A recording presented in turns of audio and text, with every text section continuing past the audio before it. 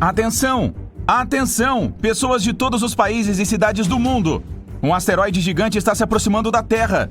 Agora, sua velocidade está muitas vezes maior do que a do som, e a cada dia que passa aumenta mais. Assim que ele entrar em nosso sistema solar, passará perto de Urano, Saturno, Júpiter e Marte. Os campos magnéticos desses planetas também farão o asteroide acelerar mais, e a Terra será seu destino final. A colisão é inevitável. Segundo os cientistas, um meteorito do tamanho do Monte Everest pode destruir nosso mundo inteiro. O desastre acontecerá daqui a 350 dias. O pânico toma conta das ruas. As pessoas compram e constroem abrigos. Os cientistas e astrônomos ao redor do globo todo se reúnem para buscar uma solução. A única forma de evitar a colisão é destruir o objeto espacial. Sim, um foguete poderoso pode partir o asteroide em milhares de pedacinhos. Aí, uma chuva de meteoros nos atingiria da mesma forma, mas seria bem melhor que a destruição total de nossa casa. Em menos de um ano, as pessoas constroem vários foguetes poderosos. Depois, usando os melhores telescópios disponíveis, os astrônomos criam um sistema único de navegação. E agora, só nos resta esperar o asteroide entrar em nosso sistema solar. Todas as pessoas começam a se mudar para um continente onde há abrigos de alta tecnologia para todos. É impossível prever os danos, então é melhor esconder todos em um lugar super seguro para esperar a colisão. A hora chegou. O asteroide passa por Urano. A velocidade aumenta. Agora, o colossal objeto espacial está se movimentando 10 vezes mais devagar que a velocidade da Lua. Os cientistas lançam foguetes no ar. O asteroide passa por Saturno e destrói parte de um anel. A trajetória está mudando. Ele chega perto de outros planetas, fazendo um trajeto em zigue-zague. Ganha velocidade e agora parte rumo à Terra. Os foguetes deixam um longo rastro de fogo para trás e alcançam a velocidade do som. Eles estão se aproximando cada vez mais do objeto. Perto de Marte, a colisão acontece. O foguete atinge o alvo. O asteroide explode e vira milhões de pedaços. Todos voam para direções diferentes. A Terra está a salvo. Nesse momento, os satélites terrestres registram uma enorme explosão de energia. Uma pequena parte do asteroide está partindo rumo à Terra. Ela é pequena, mais ou menos do tamanho de um grão de areia. Mas a explosão acelerou essa partícula que agora está voando rumo à Terra a uma velocidade de 297 mil quilômetros por hora, o que corresponde a 99% da velocidade da luz. Nesse ritmo, o grão tem quase o mesmo poder destrutivo que o asteroide inteiro tinha. Ele está se aproximando da Lua e daqui a poucos segundos atingirá nosso planeta. Todas as pessoas estão esperando e mal conseguem respirar de tanta ansiedade. O pequeno fragmento ganhou esse poder incrível por causa das leis da física. Quanto maior a velocidade de um objeto, mais massa e energia ele tem. Quando o grão de areia alcança uma velocidade próxima da luz, sua energia e massa começam a aumentar significativamente. Nem dá para vê-lo de tão minúsculo, mas lá dentro ele tem a massa de um continente inteiro. Se atingir a velocidade da luz, terá massa infinita. Aí um buraco negro surgirá. E nesse caso, todas as coisas vivas e até as inanimadas do planeta desaparecerão. Árvores, mares e oceanos, todas as cidades, países e continentes. O ar, o som, a atmosfera, qualquer molécula da Terra, tudo será absorvido pela incrível força gravitacional do buraco negro. Então, quando não houver mais rastros do nosso planeta, o buraco negro sugará a Lua. Sua força gravitacional crescerá e absorverá outros planetas do Sistema Solar. Nossa estrela será dividida em milhares de faixas, como se fosse um espaguete, e emitirá uma quantidade tremenda de energia. Isso pode desencadear o surgimento de um segundo buraco negro, mas, felizmente, só temos 99% da velocidade da luz. E esse 1% muda tudo. Outra coisa, nenhum objeto com massa consegue atingi-la. O grão de areia entra na atmosfera terrestre. Visto de fora, parece um meteoro brilhante furando o céu. Ele se aquece, atravessando as camadas da atmosfera. Nuvens a um raio de centenas de quilômetros pegam fogo. O céu se torna claro como um cristal. Se você olhar para esse cenário em câmera lenta, verá o ar ionizado, pois as moléculas do ar estão separadas.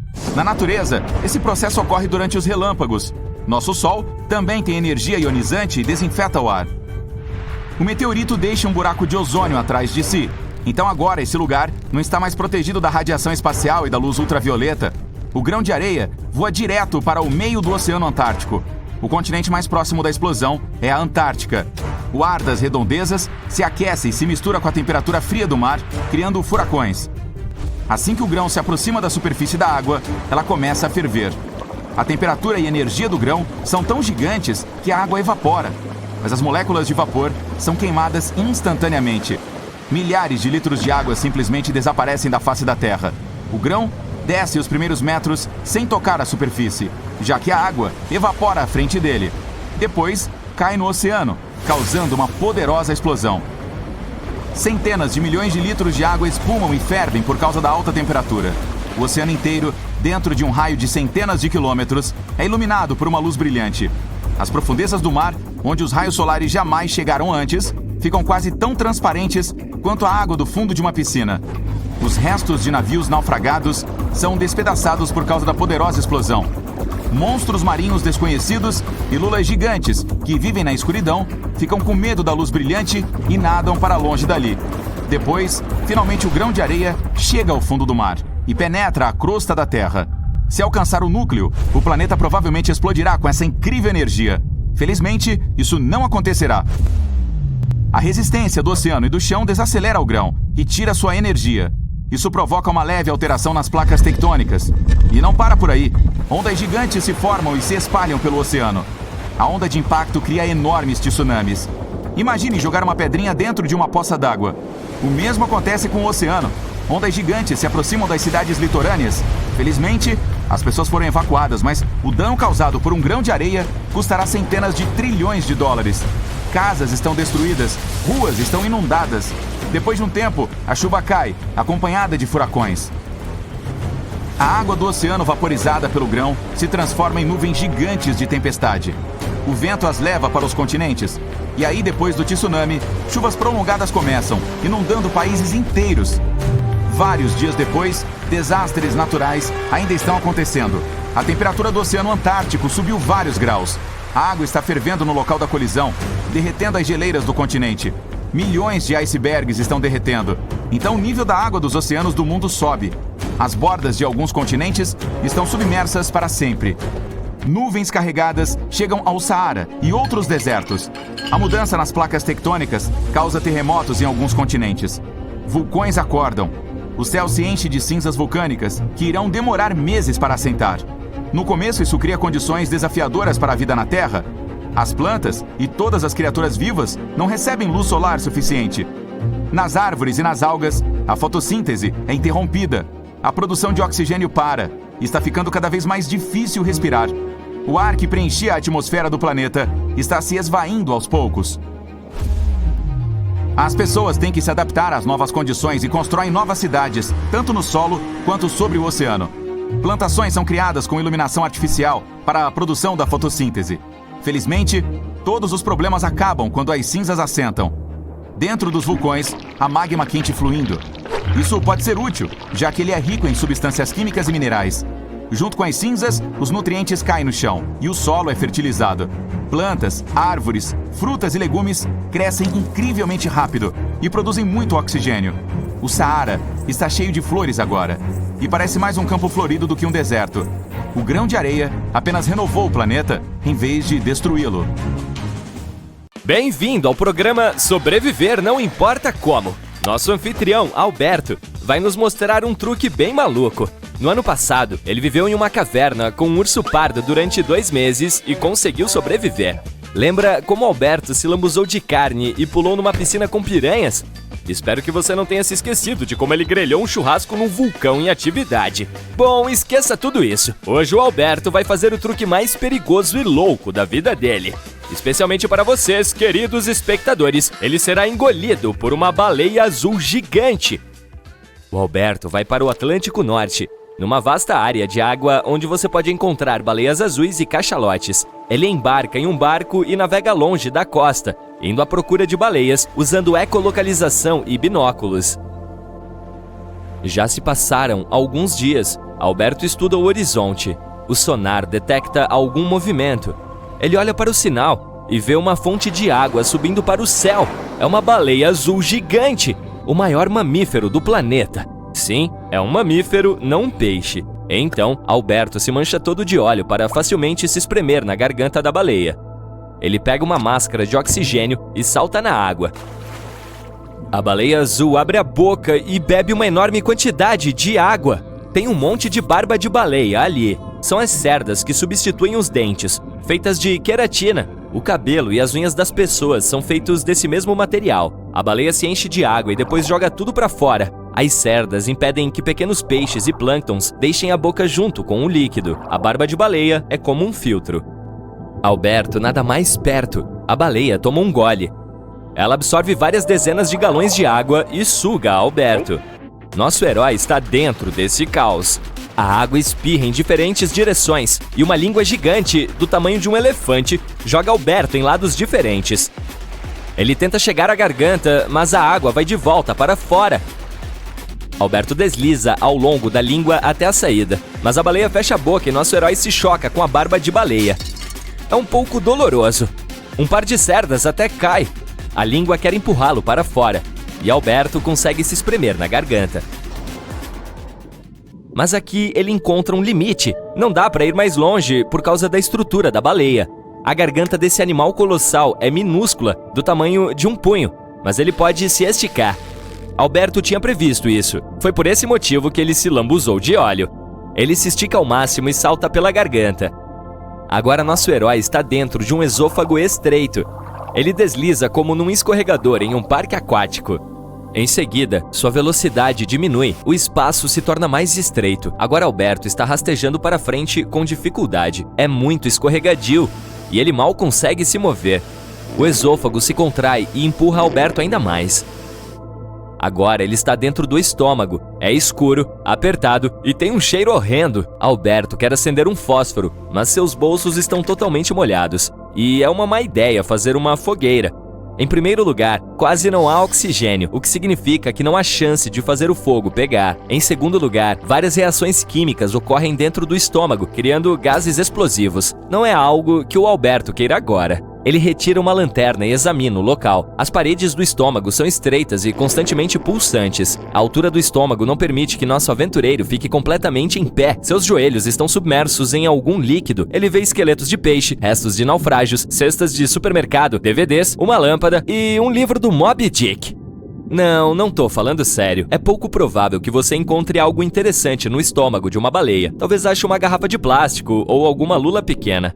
A propósito, um cachalote, ao contrário de uma baleia azul, tem uma garganta larga e comprida. Isso permite que ele engula grandes presas inteiras. Tecnicamente, esse animal pode engolir um humano com um gole. De qualquer forma, a gente encontra muitas coisas excitantes no estômago de um cachalote. Uma vez, essa criatura engoliu uma lula gigante inteira, sendo que o comprimento dessas lulas pode chegar a 14 metros. É do tamanho de um pequeno ônibus. Mas o cachalote conseguiu fazer isso graças à estrutura flexível do corpo da lula. Ok, vamos voltar para o Alberto. Ele está sentindo um cheiro terrível no estômago da baleia. Plânctons e pequenos peixes são digeridos em suco gástrico e... Espera, por que tá doendo? Alberto sente o suco gástrico corroendo sua roupa. Ele tenta escapar, mas o lugar está bem lotado. Alberto bate nas paredes do estômago com as mãos, mas nada acontece. O estômago se estreita e o aperta cada vez mais. O suco gástrico irrita sua pele. Alberto grita e move suas pernas em diferentes direções. Ele quer causar um reflexo de gag, mas por que não funciona?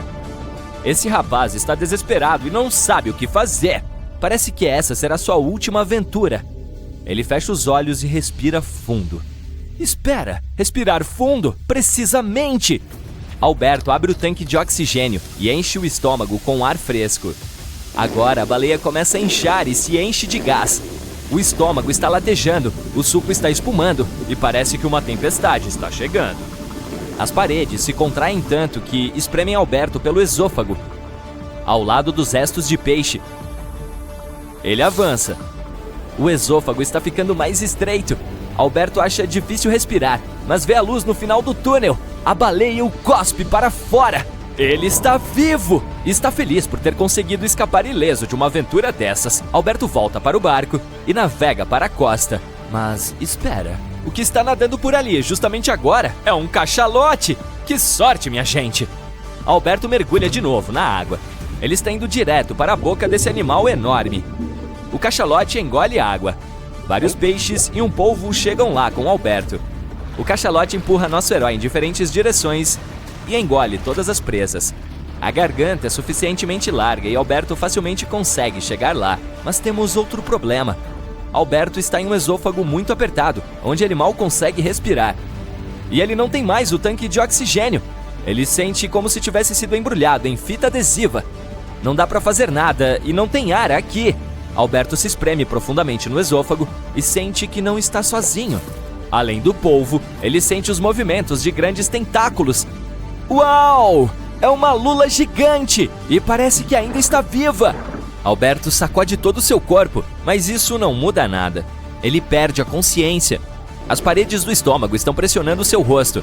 Mas aí, Alberto tenta um golpe final. Uma mordida. Começa um terremoto. Tudo que estava no estômago sai. Finalmente Alberto está do lado de fora. Uma lula colossal nada para o mais longe possível. Parece que ela não entendeu o que aconteceu. Nosso herói sobe para o barco. Ele é a pessoa mais feliz do planeta nesse momento. Agora é só ligar o motor e dirigir para a costa. Você percebeu que a história do Alberto é puramente hipotética, né?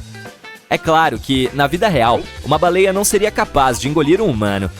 Os relatos de que uma pessoa acabou no estômago de uma baleia são mitos e lendas. Sim, houve casos em que as pessoas entraram nessas bocas gigantes, mas elas não atravessaram a garganta. Um dia, um mergulhador chegou lá, mas ele sobreviveu miraculosamente graças ao equipamento de mergulho que o ajudou a respirar.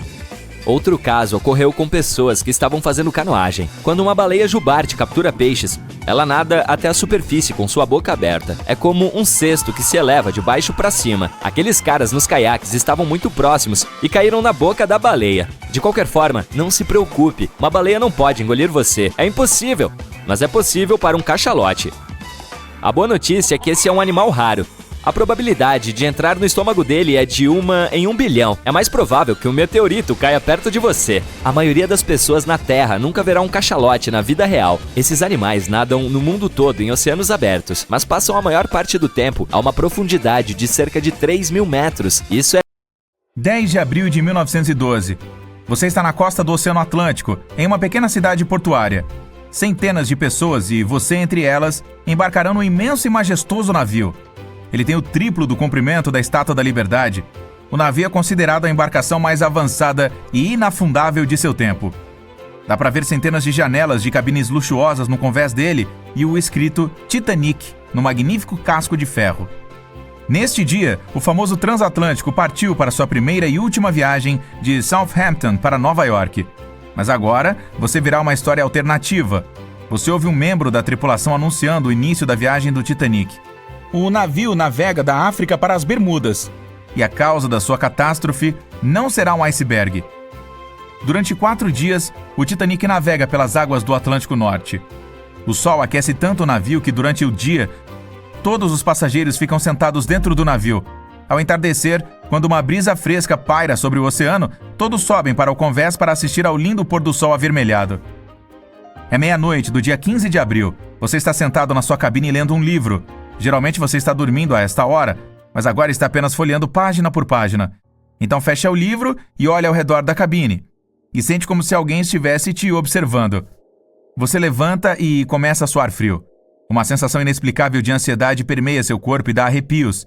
Você olha pela janela da cabine, onde os respingos do oceano batem no vidro, mas não consegue ver nada. Há uma névoa densa lá fora. Você sai da cabine. Além de você, vários passageiros também deixaram suas camas por causa do aumento da sensação de perigo. Eles te cumprimentam e perguntam o que há de errado, mas ninguém sabe. Você vai até as escadas para sair no convés e ver a situação. Nesse ponto, o chão desaparece sob seus pés. Um forte impacto te faz cair. Um estrondo reverbera pelo Titanic. Você se levanta e vê mais e mais pessoas saindo de suas cabines. Você corre escada acima e encontra um membro da tripulação. Ele não diz nada, mas seus olhos estão arregalados de medo. Você sobe no convés e quase não consegue ver nada. Uma névoa espessa e úmida paira sobre o navio. Vários passageiros estão com as mãos na cabeça, como se estivessem com dor de cabeça. Você vê o capitão e pergunta o que aconteceu. Ele admite que não tem ideia de onde vocês estão. Você vê uma bússola na mão dele. A seta gira em diferentes direções. É impossível determinar onde exatamente o navio está agora. Curiosamente, o Triângulo das Bermudas não existia antes de 1964, mas os primeiros relatos de navios perdidos nesta área datam de meados do século XIX. Outro impacto. Desta vez você consegue ficar de pé. Parece que algo grande acabou de atingir o navio. Você corre para a grade na borda do convés e olha para o mar. Através da névoa branca, percebe uma enorme barbatana de tubarão. Você não viu o tamanho todo dele, mas pelo que viu, ele deve ser tão longo quanto um vagão de trem. O tubarão sai nadando, mas depois de alguns segundos você consegue ver a barbatana dele novamente. Ele rapidamente se aproxima do navio e agarra o casco de ferro com suas enormes mandíbulas. O deck está tremendo. Você consegue ouvir o barulho do metal. Parece que este enorme predador acabou de fazer um buraco no casco. Apenas uma criatura no planeta consegue fazer isso: o megalodonte. Ele é um antigo predador marinho que media quase 18 metros de comprimento e não tinha concorrentes no oceano. Estava no topo da cadeia alimentar.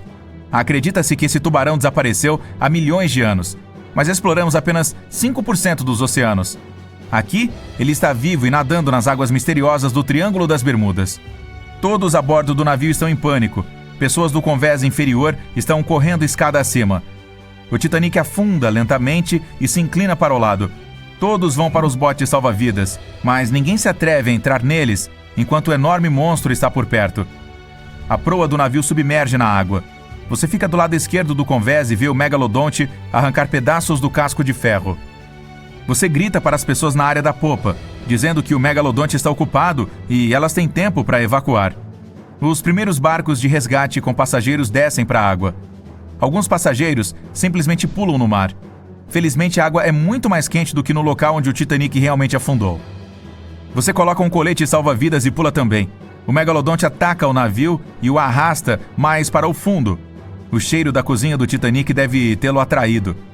Você se vê entre os destroços e os botes salva-vidas do navio. A névoa finalmente está subindo. O céu estrelado e a lua iluminam a superfície do mar. As pessoas te ajudam a subir a bordo de um barco de resgate. Todos tentam navegar para o mais longe possível do navio que está afundando. Você vê o enorme tubarão nadando ao redor do Titanic. Nesse momento, algo o distrai e o predador vai embora. Mais da metade do navio já está abaixo da superfície, e a outra metade parece uma vela saindo da água. O oceano está calmo, o céu está claro e sem nuvens. Não há vento.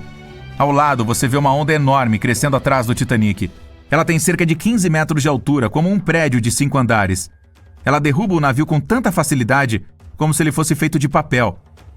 A onda monstruosa se dissolve na água tão rápida e inesperadamente quanto apareceu. Você acabou de testemunhar um vagalhão. Esse fenômeno ocorre em todo o mundo. Ondas enormes aparecem de repente, destroem navios e desaparecem sem deixar rastros. Os cientistas ainda não sabem determinar sua natureza exata, mas de acordo com a teoria mais popular, essas ondas são formadas por vampirismo cinético. Sob certas condições naturais, as ondas se acumulam e trocam energia cinética. Entre todas as ondas que existem, existe uma onda vampírica que absorve a energia de todas as outras. Quando muita energia é acumulada, uma onda enorme cresce e mostra toda a sua força. Alguns acreditam que o frequente desaparecimento de navios no Triângulo das Bermudas ocorria por causa de vagalhões. As pessoas nos botes se acalmam. Alguém dispara um sinalizador para o céu. Você olha para o oceano e vê a barbatana triangular do megalodonte emergindo da água. Ela é do tamanho de um veleiro e está vindo na sua direção. Você rema o mais rápido que pode. As pessoas estão gritando e pedindo ajuda. Não há como escapar. O lendário monstro está cada vez mais perto. A cabeça do tubarão aparece sob a superfície. Ele abre sua enorme boca cheia de centenas de dentes afiados. Cada um deles tem o tamanho da palma da sua mão. O bote caberia inteirinho na boca do tubarão. Ele é capaz de engolir vocês inteiros. O tubarão para e fecha a boca a um braço de distância do bote. Você consegue ver a água borbulhando ao seu redor. Das profundezas do oceano, vários tentáculos gigantes atacam e envolvem o megalodonte. Eles puxam o tubarão para baixo. Você olha para o lado e vê um brilho roxo com um círculo preto no centro. Alguém no bote percebe. As pessoas começam a gritar. "Ele está olhando para nós!" grita uma mulher. Depois de um segundo, você fica arrepiado e um calafrio percorre todo o seu corpo. Este brilho roxo é o olho de alguma coisa. E o círculo preto é a pupila. A criatura que está olhando para você agora é tão grande que o barco parece um grão de arroz para ela. É o Kraken. A lula gigante. Um antigo monstro que afundou centenas de navios, mas cuja existência ainda não foi provada por ninguém.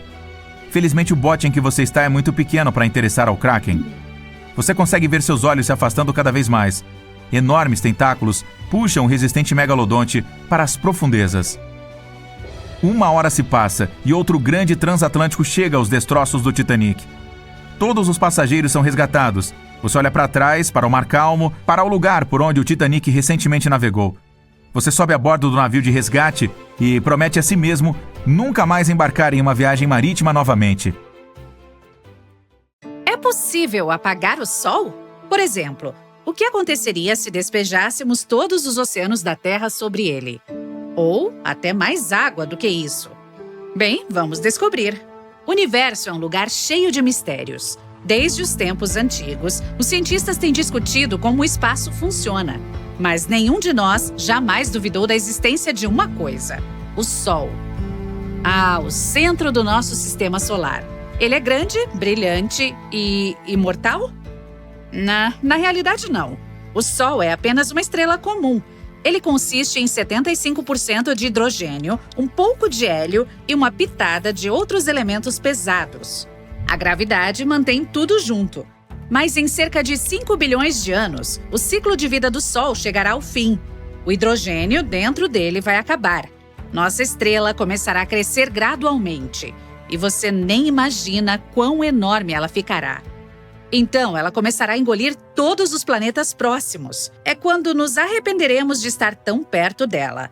Depois de engolir a todos nós, a estrela permanecerá uma gigante vermelha por mais 1 bilhão de anos. Então, mais cedo ou mais tarde, começará a encolher e desaparecer, transformando-se em uma anã branca. No final, nada restará a não ser uma nebulosa planetária brilhante e colorida. Mas não se assuste. Neste momento, o Sol está no meio do seu ciclo de vida. Ele nasceu há cerca de 4,5 bilhões de anos. E lhe resta mais ou menos a mesma quantidade de tempo ainda. Felizmente, nascemos no melhor e mais estável período da estrela. Em outras palavras, não há razão para se preocupar. Opa, então vamos encontrar uma. Que tal acelerar o ciclo de vida do Sol com a ajuda da água? Vamos tentar coletar toda a água da Terra e despejá-la no Sol. Primeiro, vamos precisar de um balde.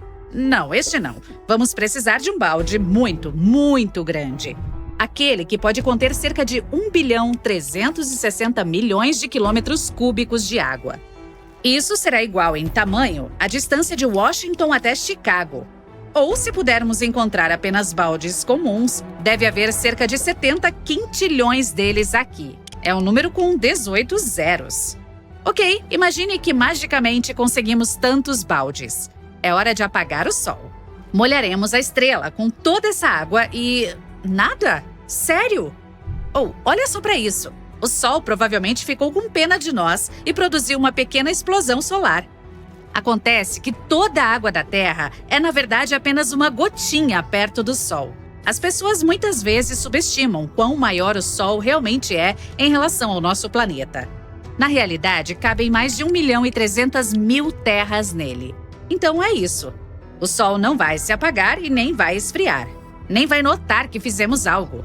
Mas não vamos desistir. A gente quer mesmo que o Sol apague por algum motivo. O que acontece se derramarmos apenas o suficiente de água sobre ele? E quanto é esse suficiente? Lembra dos nossos quintilhões de baldes? Bem, na verdade, precisamos de cerca de 370 octilhões deles.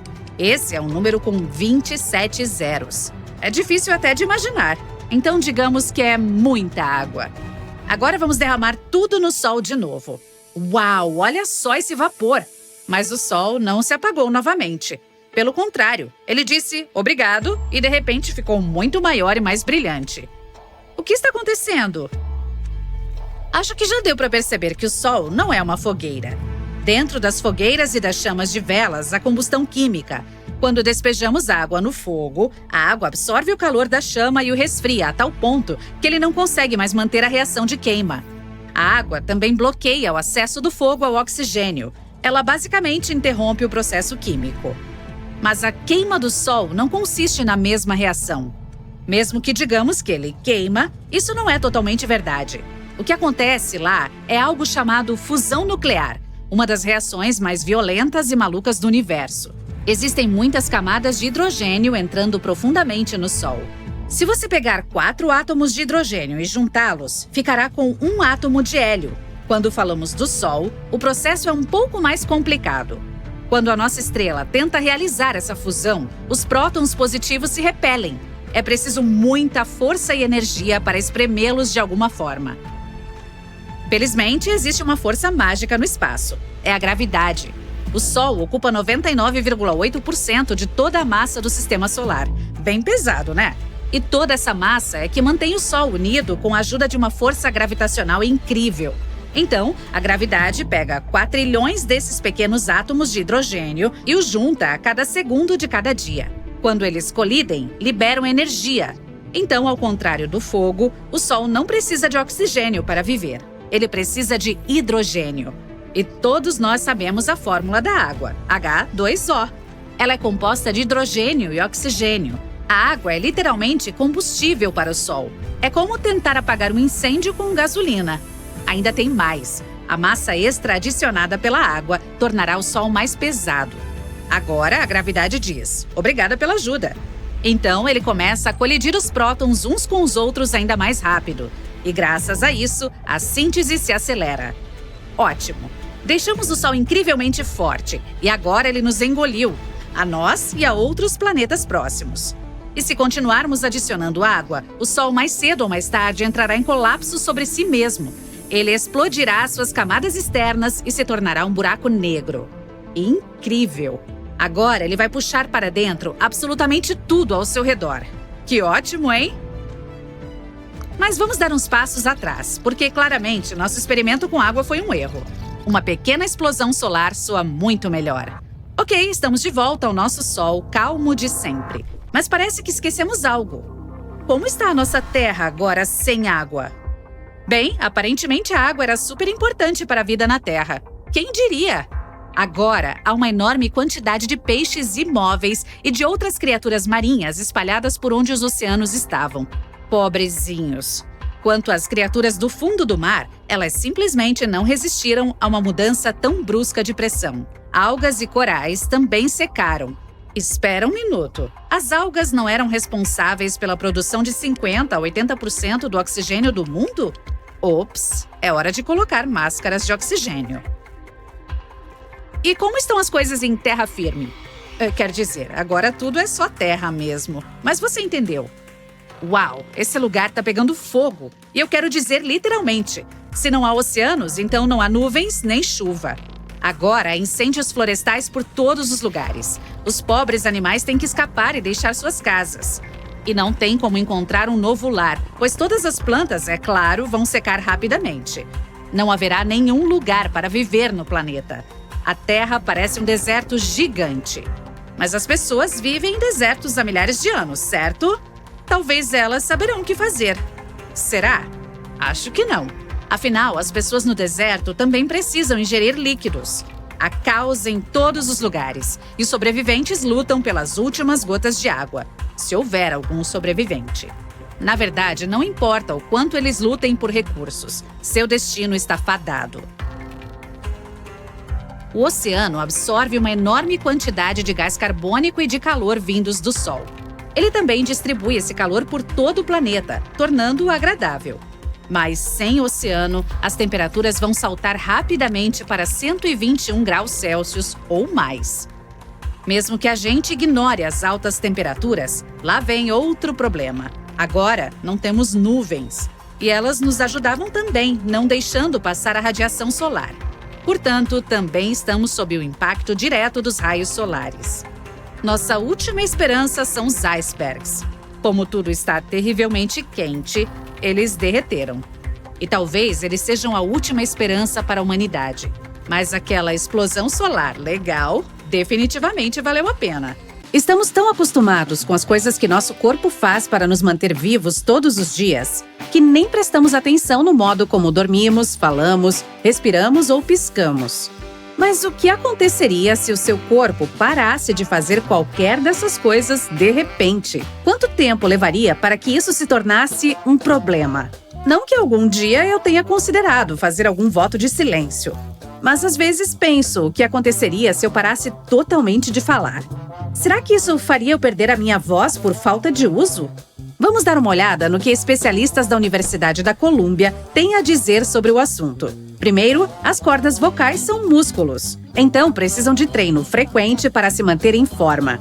Se você parasse de falar, esses músculos começariam a se atrofiar depois de um tempo. Por consequência, sua voz se tornaria mais fraca e mais aguda. E o pior, ela poderia ficar rouca. Basicamente, ficaria mais difícil para você falar de modo geral. Ou seja, essa é uma daquelas situações em que, se você não usa, perde. Bem, mais ou menos. Felizmente, respirar e comer entram nessa equação. Esses processos manteriam seus músculos em forma. Além disso, por mais que você ficasse calado, isso não causaria nenhum dano permanente. Assim que você voltasse a usar suas cordas vocais, sua voz também voltaria. Todos nós sabemos o que aconteceria se parássemos de tomar banho. Ficaríamos fedendo. Mas vamos analisar essa situação pelo ponto de vista científico. Que tal um experimento no qual a pessoa fica um ano inteiro sem se lavar? Dependendo da pessoa, a pele começaria a ficar extremamente oleosa ou muito seca. As partes mais oleosas do corpo, como atrás das orelhas e o pescoço, juntariam poeira e outras sujeiras e até mudariam de cor. Já a cabeça ficaria coçando o tempo todo por causa do acúmulo de células mortas. Após tanto tempo sem se lavar, a pele dessa pessoa levaria semanas para voltar ao normal. Esse pode parecer o sonho de todo mundo, mas vamos analisar o que aconteceria se você não se levantasse da cama. Os primeiros órgãos a sentir a mudança seriam seus pulmões. Sem a gravidade para puxá-los para suas posições padrão, a parte inferior deles enrugaria. Mas tossir de vez em quando ajudaria a reduzir esse efeito. Mas esse não é o único efeito colateral. Você também começaria a perder 1% de sua densidade óssea a cada semana. Isso deixaria seus ossos mais quebradiços. Por falar nisso, esse é o motivo pelo qual astronautas, que podem ficar meses sem contato com a gravidade, precisam se movimentar pelo menos 2 horas por dia e garantir que haja cálcio suficiente em sua alimentação. Esse mesmo 1% se aplicaria à sua massa muscular. Primeiro, você começaria a ver os efeitos dessa falta de movimento em suas coxas e ombros. Os açúcares não usados, que antes iam para os músculos, começariam a se acumular no sistema cardiovascular após cerca de 10 dias. Depois de passar um mês inteiro de cama, seu coração acabaria bombeando 30% a menos de sangue em cada batida. Haveria menos oxigênio em seu corpo e você se sentiria ainda mais cansado. O que parece até contraditório, visto que você passaria o mês inteiro deitado. O que aconteceria se você prendesse sua respiração por muito tempo? Vamos dar uma olhada na linha do tempo. Primeiro, os níveis de oxigênio do seu cérebro diminuiriam, seguidos por um aumento no nível de dióxido de carbono. Geralmente, seu corpo elimina esse gás rapidinho quando você expira. Após cerca de 60 segundos, as células do seu corpo começariam a se comportar de forma diferente. Todas as partes do seu corpo seriam afetadas por essa mudança súbita. Seu coração começaria a bater de forma irregular. Se você não começasse a respirar a essa altura, acabaria desmaiando. Assim como muitos outros mamíferos, nós humanos temos um reflexo de mergulho. Isso é um mecanismo automatizado com o qual já nascemos. Ele garante que seu cérebro sempre tenha oxigênio suficiente, mesmo em situações de emergência. Esse reflexo de mergulho começa a trabalhar muito toda vez que seu rosto é submerso na água. Mas isso pode acontecer em terra firme também. Sua principal meta é garantir que seu cérebro continue funcionando, custe o que custar. Então, ele manda seu corpo redirecionar todo o sangue de partes não essenciais, como pernas ou braços, para o cérebro. Agora, o que aconteceria se você parasse de piscar ou se não piscasse com muita frequência? Para começar, suas córneas aumentariam. A córnea é a única parte do seu corpo que não recebe sangue, mas ela ainda precisa de oxigênio para funcionar apropriadamente. E ela capta esse oxigênio diretamente do ar. Por falar nisso, esse é o motivo pelo qual sua córnea incha só um pouquinho quando você dorme, mas ela volta ao normal de manhã. Depois, seus olhos provavelmente começariam a secar, pois o filme de lágrimas não seria reposto. E sabe o que isso significa? Dor nos olhos e visão embaçada. Piscar também ajuda a remover toda a sujeira e poeira de seus olhos.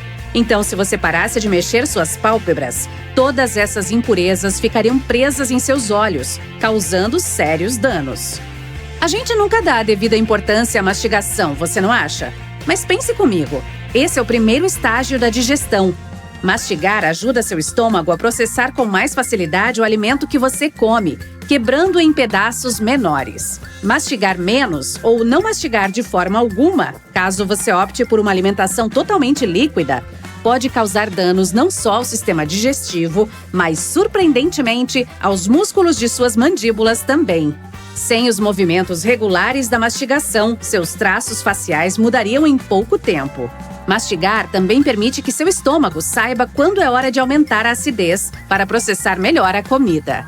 Seus sentidos são muito importantes para a sua vida cotidiana. E aqui está um truque que o cérebro humano consegue fazer.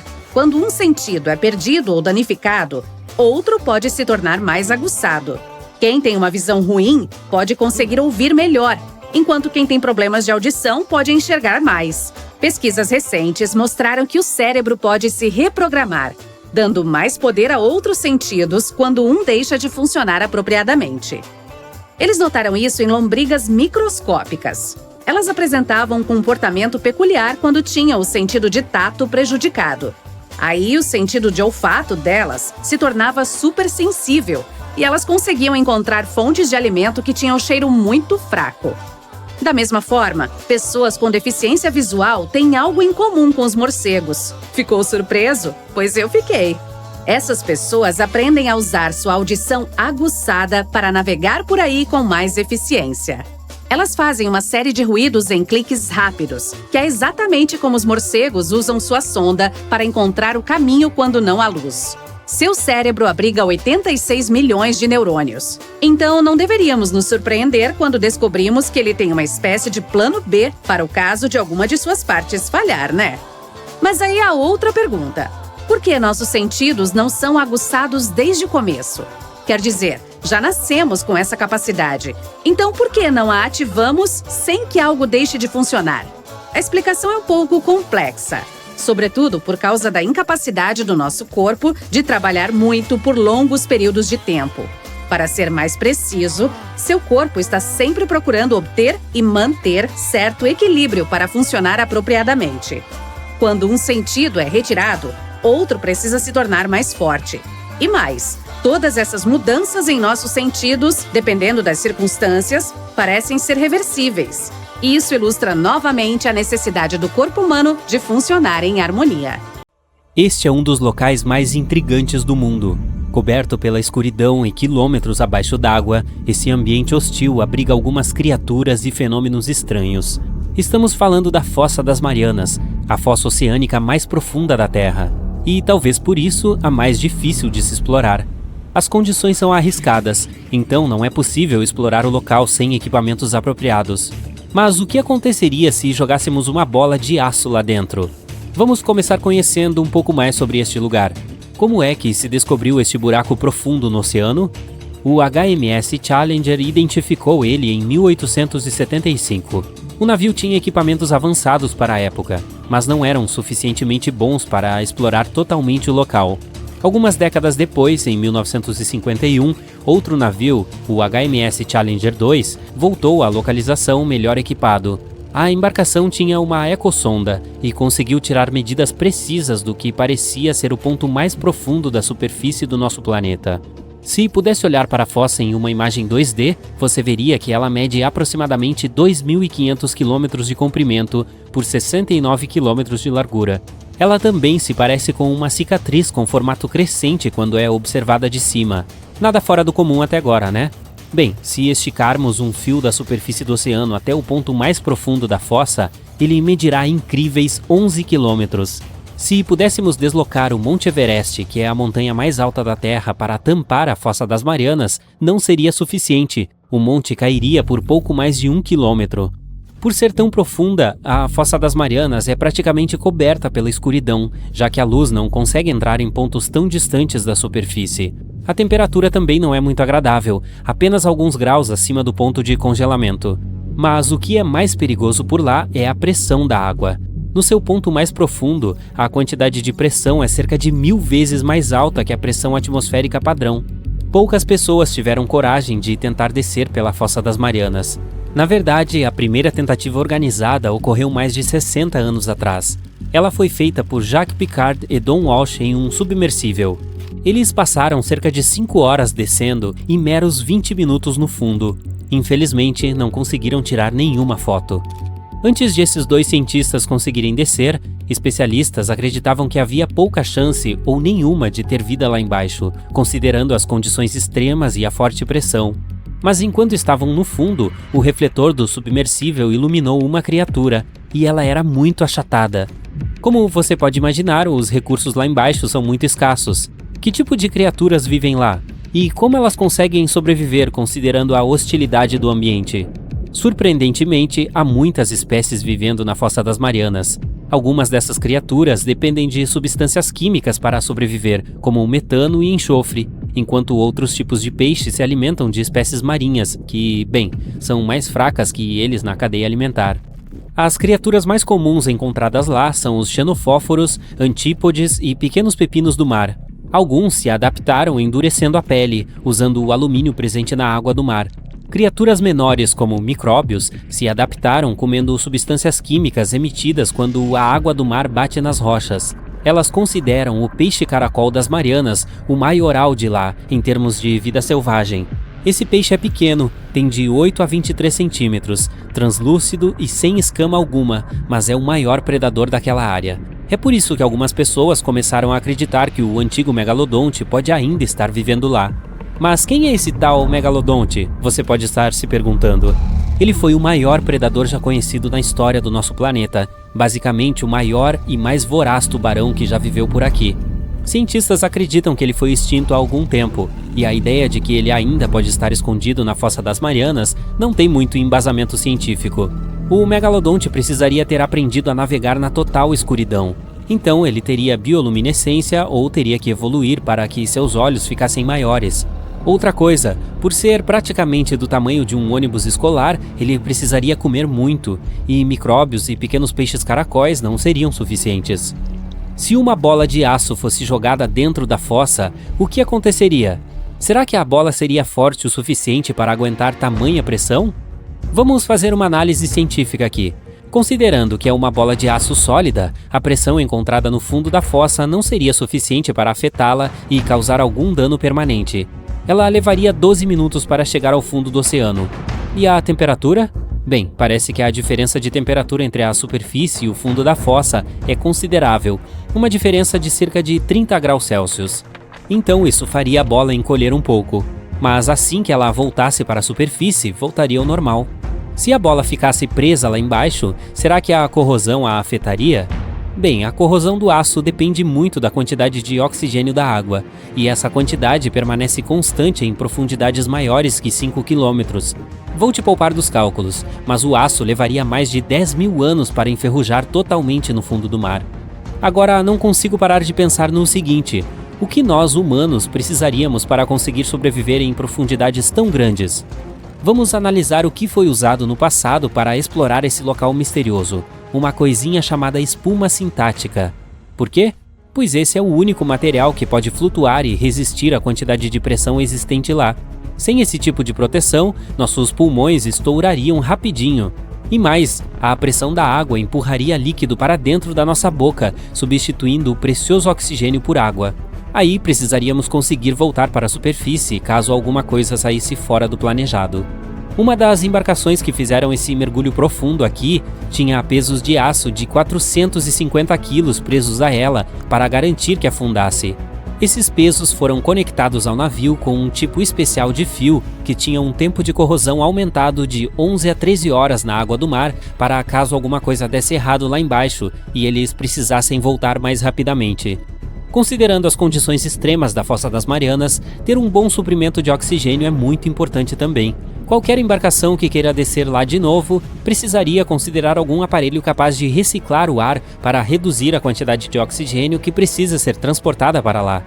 E por último, mas não menos importante, outro problema seria a eletricidade. Não há tomada alguma lá embaixo para você recarregar seu celular. Então é preciso levar baterias suficientes para manter todos os equipamentos funcionando. Os de comunicação, de suprimento de oxigênio, de iluminação e outros.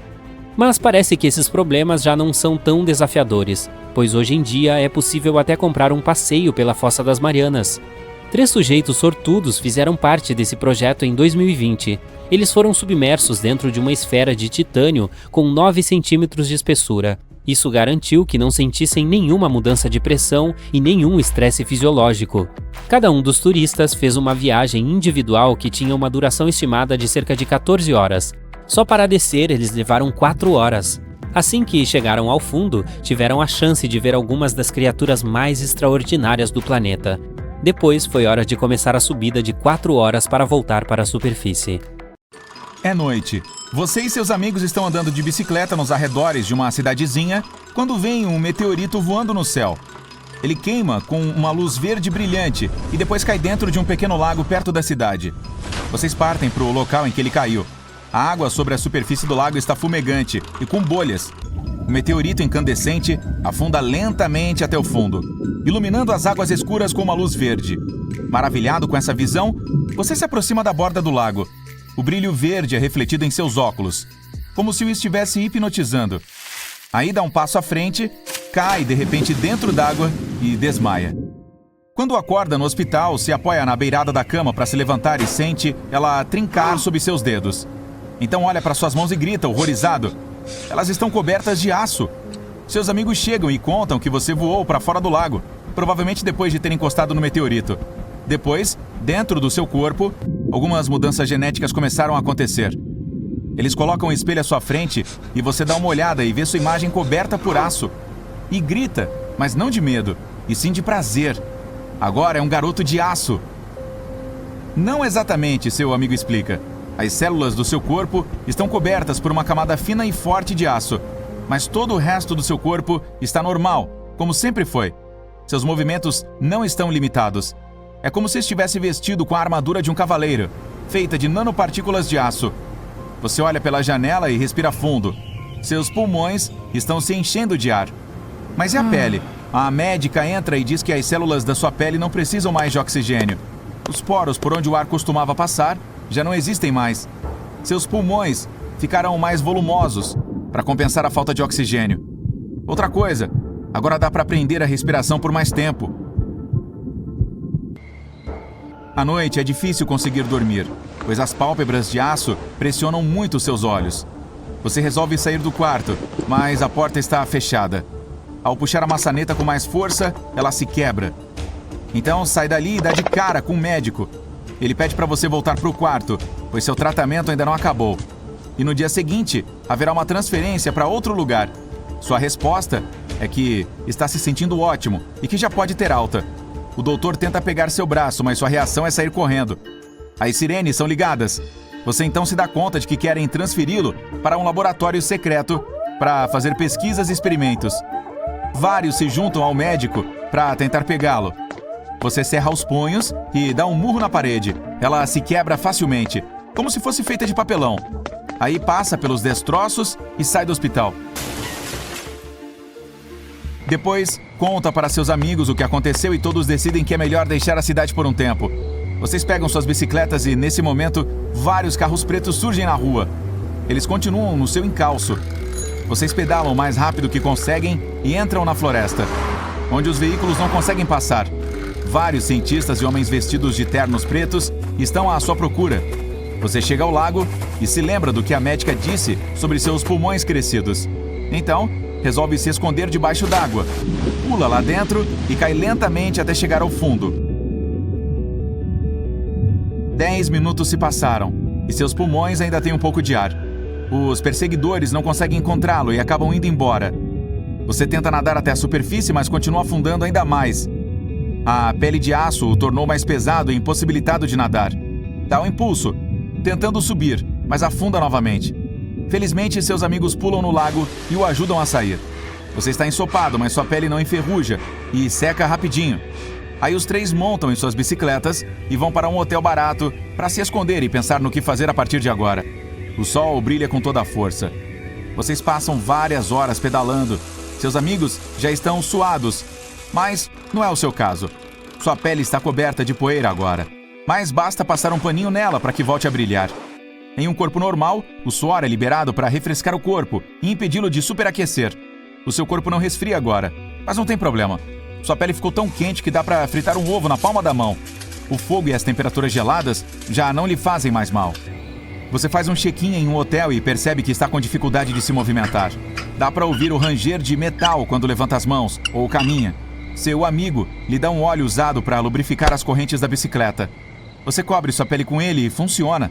Agora voltou a se movimentar livremente. A pele de aço aumenta o seu peso e a carga sobre todos os seus músculos. Dá para se acostumar rapidinho, e seu corpo fica mais condicionado em poucas horas. Mas o mais interessante é o seu superpoder. Além de destruir uma parede ou rasgar uma placa de ferro, você também consegue quebrar um vidro só de encostar levemente nele. No hotel, se aproxima da geladeira e pega alguns ímãs. Eles grudam e é complicado se livrar deles. Quando liga a TV, o noticiário mostra que você e seus amigos estão sendo procurados pela polícia. Vocês estão em todos os canais. Então, os três deixam o hotel, montam em suas bikes e partem para o mais longe possível da cidade. Mas você pedala com tanta força que acaba quebrando os pedais. Para continuar a viagem, vocês resolvem alugar um carro. Após algumas horas, o combustível acaba. Seu peso aumentou, então o veículo consome mais combustível. Vocês agora estão andando a pé pela rodovia. Um caminhão velho para. O motorista é um cara barbudo e se oferece para levá-los até a cidade mais próxima, onde fica a estação de trem. Ele fica calado durante todo o trajeto. Gotas de suor estão escorrendo pelo rosto dele. Será que ele está nervoso? Você sente que tem alguma coisa errada. Ao chegar à cidade, vê sua foto pregada em todos os postes de luz. Estão até oferecendo uma recompensa para quem conseguir capturá-lo. Depois de pedir ao motorista para parar, ele não dá ouvidos. Então você pisa forte no piso do carro e abre um buraco. O carro para. Não há um arranhão sequer em suas pernas. Vários veículos pretos surgem, vindos de ruas diferentes. As portas do automóvel se abrem abruptamente. Os caras vestidos de terno preto pegam seus amigos, mas você consegue escapar. E corre para o telhado de uma casa de 5 andares. Os cientistas e homens de preto se aproximam. Então, você vai até a borda do telhado e salta. Como se fosse um super-herói, pousa com as pernas flexionadas. O asfalto sob seus pés fica destruído e seus tênis rasgados. Você corre encostando nos carros estacionados e deixando grandes arranhões neles. Se manda para dentro da floresta e resolve passar a noite lá. Quebra vários galhos grossos com a palma da mão e faz uma fogueira. Nem é preciso fazer isso, já que não sente frio, mas o fogo ajudará a não ficar na escuridão total. Quando coloca suas mãos sobre o fogo, não sente nada. As pontas dos seus dedos nem têm impressões digitais. Você fecha os olhos e imagina como será sua vida no futuro. Todos os detectores de metal ficam malucos quando você passa por eles. Bancos, aeroportos, boates. Os seguranças ficam nervosos em todos os lugares com a sua presença. Mas o pior de tudo é precisar passar o resto da vida escondido. Ao adormecer, vê pessoas rindo e apontando em sua direção. Isso o incomoda profundamente e você acorda. Após alguns segundos, sabe exatamente o que fazer para essa perseguição parar. Então vaga pela floresta por algumas horas e sua pele racha por causa da falta de lubrificação. Finalmente, sai da floresta e volta para a rodovia. Há um hotel de beira de estrada com carros estacionados pouco à frente. Você abre o porta-malas de um deles e pega uma garrafa de óleo para motor. Aí, passa silenciosamente pela janela do hotel, entra em um quarto e coloca seu celular para carregar.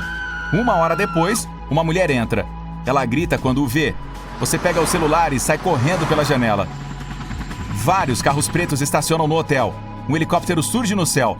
Você corre até um ferro velho cheio de carros abandonados e liga a câmera do seu celular. Agora pode gravar sua história.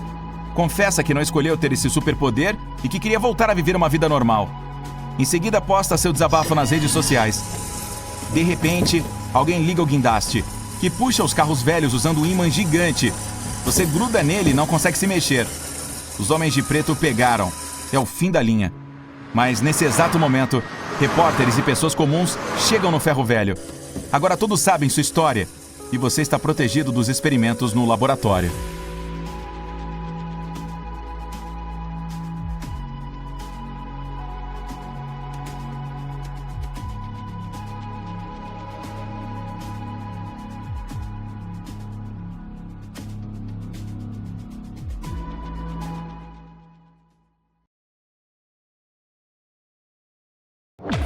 Senhoras e senhores, bem-vindos à luta do século. No canto esquerdo está o dinossauro mais famoso de todos os tempos, o Tiranossauro Rex. Vamos chamá-la de Tiriana. Ela existiu há cerca de 70 milhões de anos e foi uma verdadeira rainha no atual território norte-americano. Ninguém poderia derrotá-la em uma batalha justa. Bem, exceto o tal de Meteoro. Spoiler! No canto direito está o pesadelo do mar, um megalodonte. Este se chama Megan. Esta espécie foi extinta há cerca de 3 milhões de anos, mas as lendas sobre ela ainda estão vivas. É o maior tubarão que já existiu e foi um super predador na sua época. Ambos os lutadores são os maiores predadores da sua categoria, mas o que aconteceria se eles se encontrassem cara a cara? Para descobrir, vamos passar para a primeira categoria: tamanho. O maior Tiranossauro Rex já encontrado se chamava Scotty. Ei, me belisque! Seus quadris tinham cerca de 3,6 metros de altura, mas se Scotty ficasse com as costas em pé, ele teria cerca de 13 metros de altura. É como colocar 3 girafas uma em cima da outra. E se você quisesse acariciar esse cara fofo no nariz, teria que subir nos ombros de 7 pessoas para alcançá-lo. Mesmo que o nosso tiranossauro não seja o maior da sua espécie, Tiriana ainda é um dos mais perigosos. Mas agora vamos dar uma olhada no tamanho do seu oponente. O tamanho do megalodonte ainda é uma coisa controversa. O fato é que os únicos restos desse tubarão são dentes e vértebras. Portanto, os cientistas só podem teorizar o tamanho real deste tubarão. Mas mesmo pelos cálculos mais modestos, é maior do que o Tiranossauro Rex. O megalodonte tinha cerca de 15 metros de comprimento, o que é mais do que um ônibus escolar. Não foi apenas o tubarão mais massivo que já existiu, mas também o maior peixe do mundo. O único a competir em tamanho é um moderno tubarão-baleia, mas ele perde para o megalodonte por 3 metros. Portanto, na categoria de tamanho, o megalodonte não deixou chance para o tiranossauro. O primeiro ponto vai para o tubarão gigante. A próxima classe é peso. Vamos começar com Megan. Normalmente, os adultos pesavam de 27 a 59 toneladas. É como 3 helicópteros de transporte de carga pesada, ou quase como um tanque. Na verdade, algumas casas pesam menos do que o megalodonte. Seu único concorrente no mar é a baleia azul. Como o tiranossauro responde? Embora seja um predador incrivelmente grande, os maiores tiranossauros só chegavam a 14 toneladas. Isso é relativamente pouco para o seu tamanho. O tiranossauro pode ser terrivelmente lento e desajeitado, mas alguns de seus ossos são ocos, reduzindo seu peso total. Graças a isso, ele pode ser muito mais rápido e ágil sem perder as forças. Mas vemos que Tiriana perde para Megan em peso pelo menos 3 vezes, portanto, outro ponto vai para o megalodonte. A próxima categoria é velocidade e agilidade. De acordo com diferentes estimativas, o Tiranossauro Rex poderia correr a velocidades de 17 a 72 km por hora. Para efeito de comparação, a velocidade do ser humano mais rápido na Terra é de apenas 26 km por hora. Sim, não teríamos chance nenhuma de escapar de almoçar com... Desculpe, ser o almoço de um Tiranossauro Rex. Mas e quanto à capacidade de manobra? Tiriana parece ser grande e desajeitada. No entanto, o Tiranossauro Rex tinha um excelente equilíbrio por causa da sua cauda enorme e podia virar e mudar de direção muito rapidamente. E olhe para suas pernas, ele claramente não perde um treino de pernas. Agora vamos olhar para o segundo caçador. Pesquisadores descobriram que o megalodonte podia nadar a uma velocidade de cerca de 18 km por hora. Isso foi o suficiente para que se tornasse um predador supremo, mesmo com uma velocidade inferior à de muitas outras espécies. Por exemplo, a criatura marinha mais rápida é o peixe-vela. Um megalodonte podia atingir 109 km por hora, isto é, cerca de 30 metros por segundo. Além disso, devido ao seu peso, ele não podia virar ou manobrar rapidamente. Imagine um caminhão gigante precisando dar meia volta. Então, quando a Megan atacava, tinha apenas uma chance. Se errasse, precisava de uma segunda tentativa. Isso dava à presa tempo suficiente para fugir. Nessa rodada, o Tiranossauro Rex finalmente consegue sua primeira pontuação. Mas ainda estamos com 2-1 a favor de Megan, o megalodonte. Muito bem, vamos para a próxima categoria, habilidades de luta. Com certeza, o megalodonte era o melhor predador do mundo aquático. Não só por causa do seu tamanho e massa, mas também devido à sua inteligência. Os cientistas encontraram vestígios de dentes de megalodontes em restos de baleias. eles concluíram que Megan mirava nos pontos mais fracos de sua presa e sabia onde os órgãos vitais estavam localizados. Outros restos mortais de vítimas de megalodonte tinham muitas fraturas ósseas. Isso sugere que esse tubarão não tinha vergonha de usar seu peso como ariete. Essa arma de 50 toneladas poderia facilmente quebrar paredes de concreto. Alguns indivíduos preferiam atacar primeiro a cauda e nadadeira das baleias para imobilizá-las e, em seguida, atacar uma vítima indefesa. Isso torna o megalodonte um excelente estrategista. As presas do megalodonte realmente não tinham chance. Portanto, esse tubarão tinha duas técnicas principais, a ariete e a mordida derradeira. Mas o arsenal do Tiranossauro Rex é muito mais amplo. Da mesma maneira que um megalodonte, ele tinha a mordida mais forte da sua espécie e também usava um ataque estilo ariete. Embora seu peso não fosse tão grande quanto o de Megan, Tyriana era capaz de atingir uma velocidade muito maior e seu impacto era muito mais poderoso do que o de um tubarão. Além disso, ela poderia golpear com a cauda e suas pernas tinham uma força tremenda e podiam segurar a vítima. Sem dúvida, o arsenal do Tiranossauro é muito mais diversificado. Portanto, este ponto vai para o dinossauro. Agora chegou a vez da categoria bônus, o prêmio da simpatia do público. O Tiranossauro é sem dúvida o dinossauro mais famoso de todos os tempos. Apareceu em filmes, séries de TV, desenhos animados, jogos de videogame e até em selos postais e memes. E seu esqueleto no Museu Americano de História Natural é o mais reconhecido do mundo, mas também existem muitos mitos sobre ele. Por exemplo, a ideia de que ele só podia ver objetos em movimento. Em um filme famoso, os heróis escaparam de um Tiranossauro Rex permanecendo paradinhos como estátuas no lugar. Bem, em primeiro lugar, um dinossauro poderia facilmente sentir o cheiro. Em segundo lugar, o Tiranossauro tinha uma visão excelente. Na verdade, sua visão era 13 vezes mais clara do que a dos humanos. O Megalodonte, por outro lado, tem a reputação de um verdadeiro demônio. Uma cena em que o Megalodonte destrói um barco de pesca ainda é um cult favorito e assustador para os telespectadores do mundo todo. Mas como há tão poucos vestígios dele, podemos apenas adivinhar como ele realmente era. Acho que o Instagram do Tiranossauro seria muito mais popular. E Tyriana ganha esse quesito. Vamos em frente. O resultado é 2-2. Portanto, o resultado da batalha será decidido na última rodada. Ferramentas de combate. O Tiranossauro Rex tinha a força de mordida mais poderosa dentre seus semelhantes. Ele poderia facilmente quebrar ossos de dinossauros muito maiores do que ele. Mas o poder da sua mordida era limitado pelos dentes.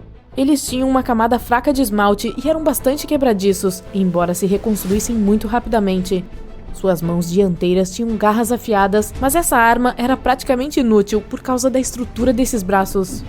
O Megalodonte possuía apenas uma ferramenta perigosa, seus dentes. Mas eles podem valer por todas as ferramentas do Tiranossauro Rex.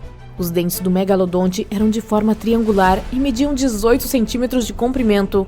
Estes são os dentes mais massivos que já existiram, e esse tubarão tinha 250 dentes dispostos em 5 fileiras.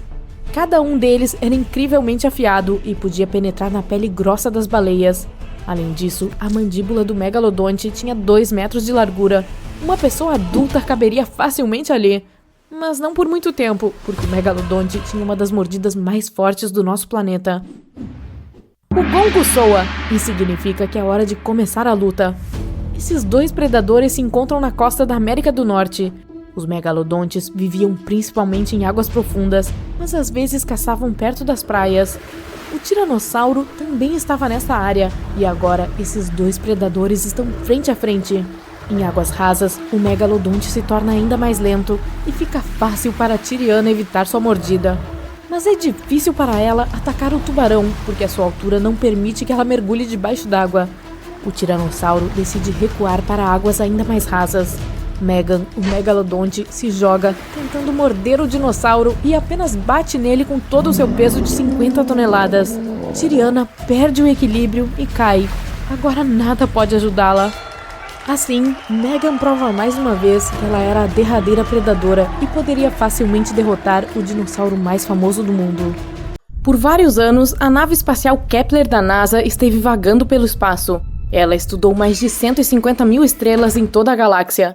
Essa pesquisa tinha um objetivo específico: encontrar planetas semelhantes à Terra.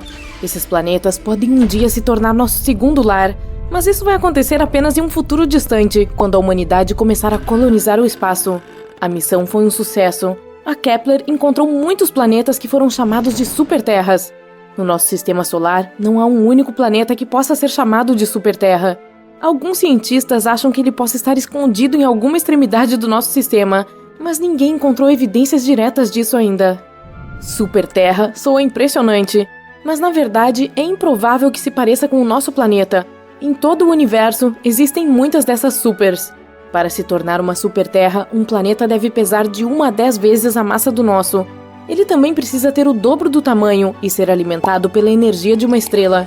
Esses são todos os critérios. A superfície de tal planeta pode ser rochosa, gasosa ou mesmo mista. Imagine viver em um planeta assim. Ele é igual ao nosso, com atmosfera, clima e paisagens semelhantes, mas várias vezes maior. Nossa vida é diferente aqui. Por causa do aumento da massa, a gravidade neste planeta é muito mais forte. Não existem montanhas altas ou árvores neste mundo. O Everest é várias vezes menor. A maioria das árvores não cresce mais do que um prédio de um andar. As pessoas também são mais compactas. É difícil para o corpo crescer quando a gravidade o pressiona com o dobro ou o triplo da força. A altura média de um adulto é de 1 metro. Existem quase 8 bilhões de pessoas na Terra hoje. Nas grandes cidades, a sensação é de que elas são muito lotadas. Mas na Superterra, a área é 2 vezes maior. E as pessoas também são menores. Elas dirigem carros pequenos e vivem em casas pequeninas. É por isso que há muito mais espaço. O ar é mais limpo e nem todas as partes deste planeta foram totalmente exploradas ainda. Os dias e noites aqui duram mais do que na boa e velha Terra. Hoje é segunda-feira e a terça-feira começará em 48 horas. Mas as pessoas ainda não têm tempo livre suficiente. As horas de trabalho estão mais longas agora e as pessoas precisam de mais tempo para dormir, descansar e se locomover. O legal, no entanto, é que agora as pessoas são muito mais fortes e resistentes. Se uma pessoa comum chegar à Superterra, se sentirá como se estivesse carregando uma mochila pesada cheia de tijolos. Seus músculos não estarão acostumados a transportar uma carga dessas o tempo todo. Mesmo durante o sono, ela se sentirá pesada. Em uma pessoa despreparada, essa pressão pode causar danos aos ossos e músculos e levar a consequências desagradáveis. Mas como as pessoas vivem na Superterra há milhares de anos, elas evoluíram e se adaptaram às novas condições. Neste planeta, os ossos humanos são tão fortes quanto o ferro. Os músculos são duros como uma rocha. Os humanos são criaturas pequenas, mas poderosas. Mas eles não têm consciência dessa força toda. Tudo ao redor deles é pesado, e essa é a norma. As árvores são mais resistentes, e sua madeira é mais durável, o que significa que os móveis são mais pesados também. Uma única folha de papel na Superterra pode pesar 10 vezes mais do que estamos acostumados. Um carro de passageiros pode pesar em média como 2 caminhões de bombeiros, e uma colher de chá é mais pesada do que um haltere.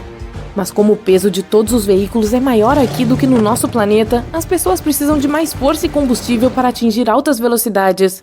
Portanto, elas usam muita gasolina. São necessários muito mais recursos para enviar foguetes ao espaço.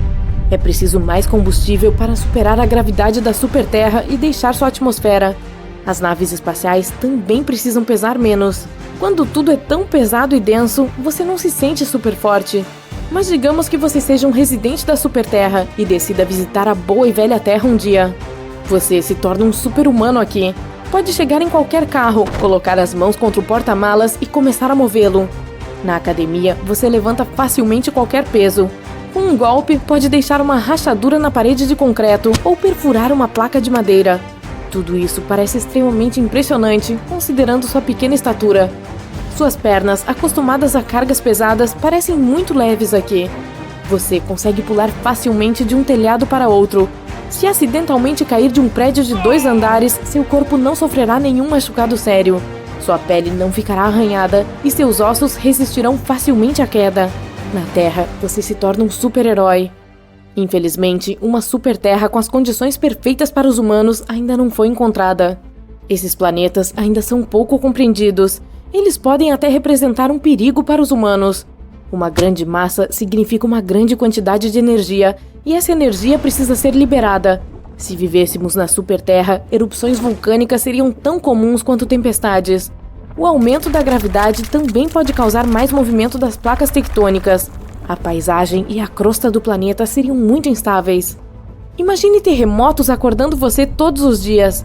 Essas condições encorajariam as pessoas a desenvolver um grande senso de equilíbrio. Haveria também tecnologias especiais para fortalecer as fundações das casas. Movimentos frequentes das placas tectônicas desencadeariam enormes tsunamis. Os oceanos mudariam constantemente de forma. Áreas de terra enormes seriam inundadas. Nessas condições instáveis, as pessoas nunca conseguiriam construir cidades permanentes e viver confortavelmente. Além disso, se alguém viesse aqui, seria difícil para ele voar para longe por causa da forte força gravitacional do planeta. Objetos espaciais que passassem voando pela superterra teriam maior probabilidade de cair no planeta. Além de erupções vulcânicas e terremotos, haveria chuvas de meteoros frequentes. E essas não seriam apenas pequenas rochas que evaporam na atmosfera. Enormes asteroides poderiam ser desviados do seu curso pela gravidade do planeta. As pessoas teriam que construir uma máquina capaz de destruir meteoritos antes que eles entrassem na atmosfera. Mas mesmo se tivessem sucesso, centenas de pedaços de rochas espaciais ainda cairiam na superterra. Após todas essas catástrofes, as pessoas provavelmente entenderiam que há apenas uma super incrível Terra e é o nosso planeta natal. A pior coisa que pode acontecer à Terra é o endurecimento do seu núcleo. Assim que parasse de funcionar, o planeta perderia o escudo que protege a ele e a nós da radiação espacial. Tempestades solares e rajadas de energia poderiam criar sérios problemas para as pessoas. Todos os componentes eletrônicos deixariam de funcionar normalmente. A internet, usinas de energia, semáforos, computadores, aviões e tantas outras coisas. Para sobreviver em tal lugar, as pessoas teriam que viver sob uma enorme cúpula. Ela não permitiria a passagem de radiação e meteoritos. Mas muitas superterras têm condições ainda mais difíceis do que isso. Por exemplo, há um planeta onde a temperatura do ar é tão alta que os metais evaporam lá. É improvável que qualquer forma de vida possa surgir em tal lugar. Mas se os humanos tivessem que evoluir lá, nossa espécie seria invulnerável. Imagine criaturas cobertas por uma pele mais forte e elástica do que qualquer material na Terra. Caminhar através do fogo seria tão comum quanto respirar. Os habitantes deste mundo provavelmente tentariam dominar outros planetas. A única coisa que eles não seriam capazes de suportar seriam as baixas temperaturas. Uma leve brisa morna pareceria uma rajada de vento gelado para eles. Existe outra superterra semelhante a essa. Ela recebe uma tremenda quantidade de energia da estrela mais próxima. Por causa disso, as temperaturas lá são tão altas que destroem até mesmo as moléculas. Nas profundezas do espaço, os cientistas encontraram outra superterra. Ela tem 2,5 vezes o tamanho do nosso planeta e é completamente coberta por água. Não há um único pedaço de terra nela. O planeta é pesado, é por isso que fica um pouco inclinado para o lado. Quando essa superterra gira em seu eixo, a água flui de um lado para o outro. Enormes tsunamis destrutivos são uma ocorrência comum neste planeta. Se as pessoas vivessem lá, pareceriam mais com anfíbios do que com humanos. Outra superterra está a 6 anos-luz de nós. Sua massa é 3 vezes maior que a da nossa Terra. O planeta leva cerca de 233 dias para orbitar sua estrela. Esse planeta recebe apenas 2% da energia da estrela. A superfície desse mundo é um lugar escuro coberto de gelo. Ele é um dos planetas mais incríveis que existem e parece bastante amigável, além de potencialmente habitável. Assim como a nossa Terra, ele brilha com uma luz azul. Mas sua aparência engana. Nessa superterra, os ventos sopram a 7 vezes a velocidade do som. Mas o principal perigo são as chuvas de vidro. Trilhões de fragmentos transformam em pó tudo que está pelo caminho. Puxa, eu vou ter que passar esse aqui. Você se sente um pouco tonto, pairando no ar 10 andares acima do solo. A única coisa que o impede de cair é uma das palmas das mãos e os pés descalços. Há uma multidão reunida ali na rua. Bem lá embaixo. Pessoas, minúsculas como formigas, continuam gritando e apontando, supostamente para você e sua carga preciosa. A senhora idosa em seus braços parece frágil e apavorada. Mesmo assim, suas mãos surpreendentemente fortes seguram seu gato junto ao peito. As chamas estão ardendo acima da sua cabeça, explodindo pelas janelas, e a fumaça ainda está queimando sua garganta. Tudo começou há 3 semanas. Você estava assistindo a uma partida de futebol e seu time estava perdendo. Depois de um tempo, você não aguenta mais, pula da cadeira e começa a andar na frente da TV. A certa altura, você fica tão agitado que bate na parede com a palma da mão aberta e você fica preso. Seus primeiros pensamentos não são muito coerentes. O que é essa coisa pegajosa na minha parede? Dedo por dedo, você descola sua mão. Examina, toca na parede. Alguns minutos depois, finalmente compreende o que está acontecendo. Realmente tem algo errado, mas não com a parede, e sim com as palmas das suas mãos. Depois de muito, e eu realmente digo muito, experimentar, você descobre que de alguma forma elas aderem a todos os tipos de superfícies. Você experimenta tocar no chão, nas vidraças, nas paredes, nos móveis. Você até consegue se prender no teto. Essa última ideia não foi tão bem planejada como provavelmente deveria ter sido. Por quase 10 minutos, você fica pendurado ao lado do lustre, balançando um pouco, sem saber o que fazer a seguir. Depois de conseguir se libertar, você cai no sofá e começa a pensar. Então, quais animais podem escalar superfícies verticais e até mesmo caminhar de cabeça para baixo? Caracóis e lesmas? Mas eles produzem lodo semelhante a muco que os ajuda a se mover. Você olha para as palmas das suas mãos. Nenhuma coisa pegajosa nelas. Ok, o que vem a seguir na lista? Aranhas. Você pesquisa essas criaturas no Google e descobre o segredo do sucesso delas. São minúsculos pelos nas pontas das patas. Esses pelos pequeninos criam inúmeros pontos de contato entre uma aranha e a superfície em que ela está. Mais uma vez, toda a sua atenção está voltada para as palmas das mãos. Elas são peludas agora? Parece que não. Mas então, você se lembra de ter lido que quanto maior e mais pesado um animal, menores são os pelos. Por exemplo, o pelo de um besouro tem cerca de 1/10 da largura do pelo humano, mas o da lagartixa já é 1/50 do tamanho. Será que suas mãos estão cobertas de pelos, mas seus olhos simplesmente não conseguem vê-los? Então, seus pensamentos tomam um rumo diferente. Você decide descobrir até que ponto suas habilidades recém-adquiridas se estendem. Você pode realmente andar no teto? Durante uma nova série de experimentos, suas descobertas foram as seguintes. As solas dos pés são tão pegajosas quanto as palmas das mãos. Você começa a ficar tonto depois de 3 minutos e meio pendurado de cabeça para baixo no teto. Você não pode se soltar e cair, não importa o que aconteça. Você deve estar mais atento para não bater a cabeça no ventilador de teto novamente. E não, você não pode voar de uma parede para outra como viu alguns super-heróis fazerem. Essa experiência doeu.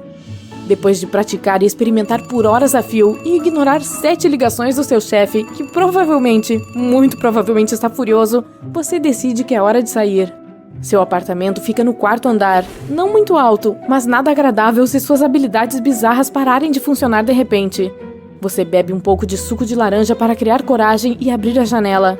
Os carros que circulam pela rua de repente parecem muito menores do que de manhã. Estranho, não? Você inspira e dá um passo à frente. Ufa, pelo menos não está indo em direção ao chão. Na verdade, você está firmemente preso à parede ao lado da janela.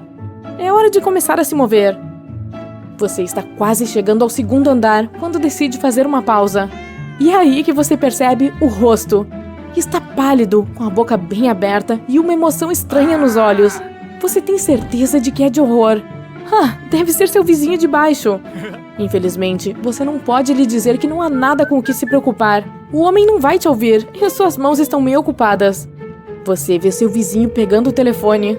Ele vai ligar para o 190? Como esperado, vários minutos depois, sirenes são ouvidas. Em pouco tempo, várias pessoas estão usando megafones tentando acalmá-lo. A ajuda está chegando! Espere! Como se algo terrível pudesse acontecer com você na altura do 2º andar. E ainda assim, logo toda essa situação se torna demais. Você fica tão estressado que, em vez de descer para o chão, volta para o seu apartamento. De repente, tudo fica quieto. Você se esconde no banheiro e bebe outro copo de suco de laranja. Quando rasteja em direção à janela meia hora depois, a rua abaixo está vazia. Uma semana se passou e você finalmente tem que aceitar a verdade amarga. Seu vizinho de baixo está fazendo o possível para evitá-lo. No dia após descobrir suas habilidades incomuns, você percebe que não pode adiar mais. Você tem que voltar ao trabalho. Quando chega ao escritório, seu chefe passa uma boa meia hora repreendendo você. Depois disso, está livre para lidar com uma pilha de problemas no trabalho. No final do dia, você sente como se um diplodocus tivesse mastigado e depois cuspido. Porém, a única rota de fuga está bloqueada por seu chefe conversando com um de seus colegas. E não parece que vão terminar a discussão animada tão cedo. Mas então, por que você precisaria de suas super habilidades se não para fugir de lugares? Você abre a janela e sai sorrateiramente. Olha, você está ficando bom nisso. Durante as semanas seguintes, você descobrirá mais e mais usos de suas habilidades de escalar paredes. Por um lado, pode trocar as lâmpadas sem usar uma cadeira, mas você precisa de 3 minutos e meio para fazer isso. Mais tempo e você fica tonto. Você conquista o topo da montanha com a qual sempre sonhou, mas antes parecia difícil demais. Uma noite, você tenta escalar um arranha-céu, mas fica terrivelmente cansado antes de chegar ao topo. Você salva inúmeros gatinhos presos em telhados e árvores. E agora, ainda tem uma história de crime para contar. Certa noite, uma gangue de assaltantes o cercou. Eles estavam tentando pegar seu dinheiro e telefone. Eles não esperavam que você escapasse escalando uma parede vertical lisa. Isso os deixou muito assustados. E então, um dia, um incêndio acontece. Você está dirigindo para o trabalho quando vê chamas saindo de um apartamento no 10º andar. Dezenas de pessoas já estavam ao redor do prédio. Você se junta a elas e ouve alguém mencionar uma senhora que mora no apartamento com seu gato. Você entende que chegou a hora de usar suas habilidades. Tira os sapatos e começa a escalar a parede do prédio. Sua subida é acompanhada por gritos e aplausos. Depois de alcançar a janela necessária, você a quebra e entra com cuidado. Hoje, a sorte está ao seu lado. Por um lado, a senhora é muito pequena, não será um problema levantá-la. Melhor ainda, ela e o gato estão na sala. Milagrosamente, a mulher não exige longas explicações. Ela agarra o gato, você a agarra e no momento seguinte, vocês estão fora da janela. Você consegue chegar ao chão e a senhora é levada pelos médicos. E então, você é cercado por repórteres. Uma avalanche de perguntas e flechas de câmera se seguem. Muitas pessoas registraram a sua heróica descida. Então não demorou muito para você se tornar uma sensação. No início, se sente tímido e exposto. Mas logo você percebe que esse tipo de popularidade pode lhe trazer um bom dinheiro. Você é convidado para vários programas de TV. Muitas empresas querem que você anuncie seus produtos. Ilusionistas e trupes de circo pedem que participe de suas apresentações. Você se torna mundialmente famoso. Seu rosto está em todas as capas de revistas. Você ganha dinheiro suficiente para viajar em jatos executivos e se hospedar nos hotéis mais caros do mundo. Mas um ano depois de começar a andar em superfícies verticais, você acorda com uma notícia. Outra pessoa ganhou a mesma habilidade. E a cada semana, mais e mais pessoas descobrem que podem andar nas paredes. Em alguns anos, essa não é mais considerada uma habilidade tão rara. E tudo que você pode fazer é lidar com o fato de não ser mais único. Mas então, verifica sua conta bancária e sorri. Feliz por saber que... Ei, você foi o primeiro. Você está tentando entrar escondido nos labirintos escuros das antigas pirâmides em busca da imortalidade. Então desvenda o enigma da fechadura e ouve um barulho alto. Tudo ao seu redor começa a tremer e dá para ver uma enorme porta aberta. A sala está cheia de ouro e pergaminhos antigos. Uma grande tigela dourada cai bem ao lado de seus pés. Mas você a chuta para o lado e segue em frente, porque foi até lá com um propósito diferente. De repente ouve passos. Aí se esconde atrás de um pilar rapidamente e vê um homem aparecer das profundezas da sala. Você está com medo, pois o velho se parece com uma múmia viva. A pele dele é seca e esticada sobre o esqueleto. Ele prende o cabelo comprido para trás como uma cauda de um vestido. E o cara está... sorrindo? O homem o convida para se sentar ao lado dele. Acontece que ele é a última pessoa de uma antiga civilização que queria descobrir o segredo da imortalidade. E conseguiu. 3.000 anos atrás, essa tribo fez um ritual. Eles dançaram ao redor de uma fogueira e um caldeirão enorme. E causaram uma grande tempestade com essa dança. E um segundo depois, um enorme raio atingiu o caldeirão. Uma coluna de luz azul surgiu por vários minutos. Durante esse tempo, toda a tribo continuou a dançar e cantar.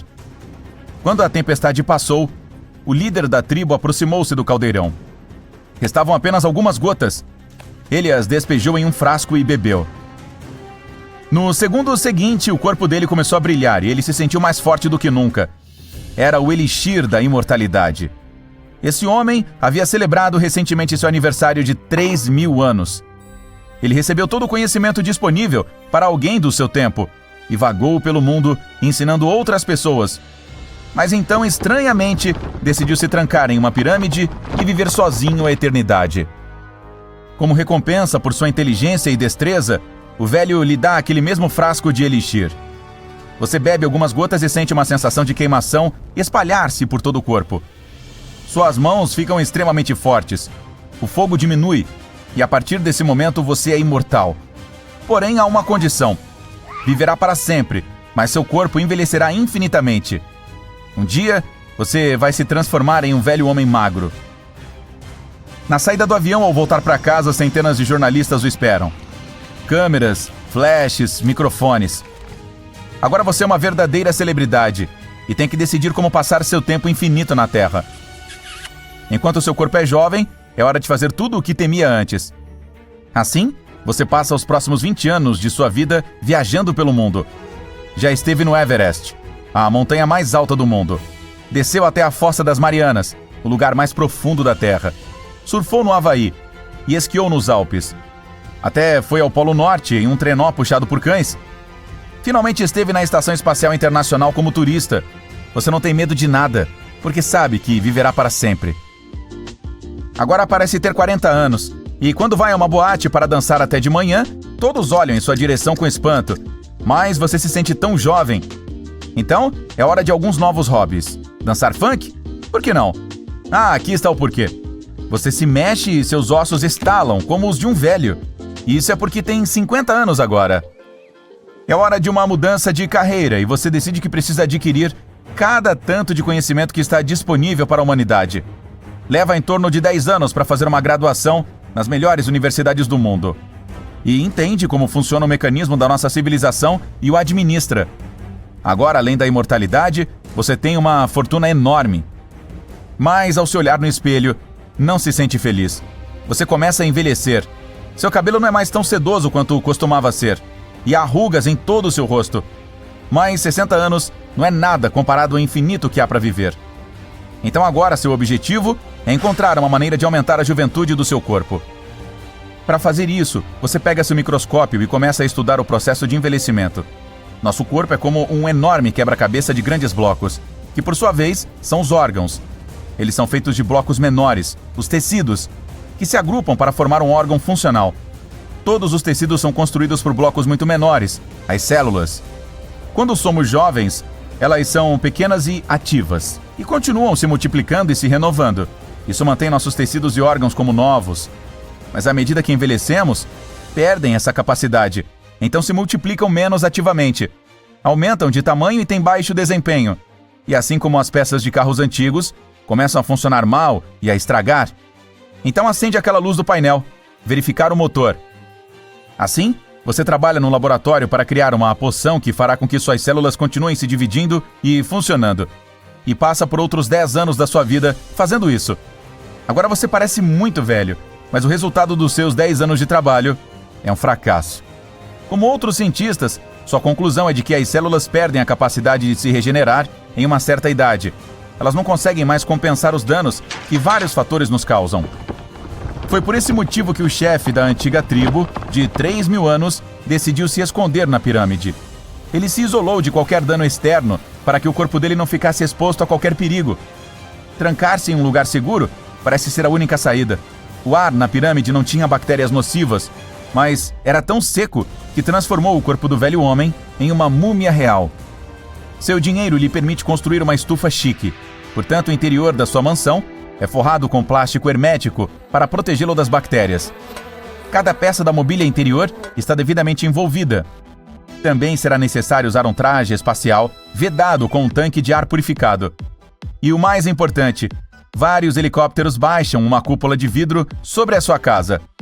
Agora, este aquário é sua casa para sempre. Literalmente para sempre. Todos os seus convidados e funcionários também devem usar ternos herméticos para não infectá-lo com nada. Ah, é hora do jantar. Alguns tubos de comida. Parece decepcionante. O problema dos alimentos é que contém bactérias e germes. Em geral, nossos corpos lutam contra eles com facilidade e comemos um hambúrguer sem pensar nos problemas. Mas seu corpo pode não ser capaz de lidar com isso. Portanto, a partir de agora, você deve comer apenas alimentos especialmente processados. Algumas décadas depois, só irá ingerir fórmulas nutricionais para manter seu estômago fora de perigo. Mas ainda dá para sair e dar um passeio. Para isso, precisará de uma bolha hermética, com uma roda como aquela na qual os hamsters brincam. Você pode andar pelas ruas e admirar sua cidade, que aos poucos começa a ficar parecida com um filme futurista. Placas de neon, carros voadores, hologramas e robôs por toda parte. Ei, é seu aniversário de 200 anos. E seu presente para si mesmo é um veículo voador especial no qual pode viajar ao redor do mundo com segurança, sem tocar em nada ou ninguém. Toda essa tecnologia o faz se sentir jovem novamente, mas seu rosto está triste. Tudo se resume ao seu cérebro. Ele envelhece como o resto do seu corpo. E o cérebro humano, como um computador, tem um limite de memória. Toda a sua vida agitada, todas as ondas que pegou surfando e saltos de paraquedas estão registrados naquele computador como arquivos de vídeo. E há muitos desses arquivos por aí. Quando você grava um novo evento em seu cérebro, ele apaga algo antigo e desnecessário da sua memória. Por exemplo, a fórmula para encontrar a área de um trapézio. Naturalmente, você deseja expandir sua memória e pode inserir um pendrive extra no seu cérebro. Isso resolve o problema para as próximas décadas, mas seu corpo continua envelhecendo. No ano de 2300, surgem notícias sobre um avanço científico. Foi criado um computador para o qual é possível transferir a consciência. E agora, esse computador está na sua casa, mas você está com medo. A identidade de cada pessoa é feita de memórias e pensamentos, mas ao transferi-las para um computador, você ainda será você? Ou será apenas uma cópia? Então, o que acontece com você como pessoa? O medo e a desesperança tomam conta. A imortalidade é um grande presente e um grande fardo. Você está sozinho. Sua família e amigos não estão aqui 200 anos após se tornar imortal. Tudo o que tem agora é um corpo velho anormal. E está meio com raiva de si mesmo por ser imortal. 10 de abril de 1912. Você está na costa do Oceano Atlântico, em uma pequena cidade portuária. Centenas de pessoas, e você entre elas, embarcarão num imenso e majestoso navio. Ele tem o triplo do comprimento da Estátua da Liberdade. O navio é considerado a embarcação mais avançada e inafundável de seu tempo. Dá para ver centenas de janelas de cabines luxuosas no convés dele e o escrito Titanic no magnífico casco de ferro. Neste dia, o famoso transatlântico partiu para sua primeira e última viagem de Southampton para Nova York. Mas agora, você verá uma história alternativa. Você ouve um membro da tripulação anunciando o início da viagem do Titanic. O navio navega da África para as Bermudas. E a causa da sua catástrofe não será um iceberg. Durante 4 dias, o Titanic navega pelas águas do Atlântico Norte. O sol aquece tanto o navio que durante o dia, todos os passageiros ficam sentados dentro do navio. Ao entardecer, quando uma brisa fresca paira sobre o oceano, todos sobem para o convés para assistir ao lindo pôr do sol avermelhado. É meia-noite do dia 15 de abril. Você está sentado na sua cabine lendo um livro. Geralmente você está dormindo a esta hora, mas agora está apenas folheando página por página. Então fecha o livro e olha ao redor da cabine. E sente como se alguém estivesse te observando. Você levanta e começa a suar frio. Uma sensação inexplicável de ansiedade permeia seu corpo e dá arrepios. Você olha pela janela da cabine, onde os respingos do oceano batem no vidro, mas não consegue ver nada. Há uma névoa densa lá fora. Você sai da cabine. Além de você, vários passageiros também deixaram suas camas por causa do aumento da sensação de perigo. Eles te cumprimentam e perguntam o que há de errado, mas ninguém sabe. Você vai até as escadas para sair no convés e ver a situação. Nesse ponto, o chão desaparece sob seus pés. Um forte impacto te faz cair. Um estrondo reverbera pelo Titanic. Você se levanta e vê mais e mais pessoas saindo de suas cabines. Você corre escada acima e encontra um membro da tripulação.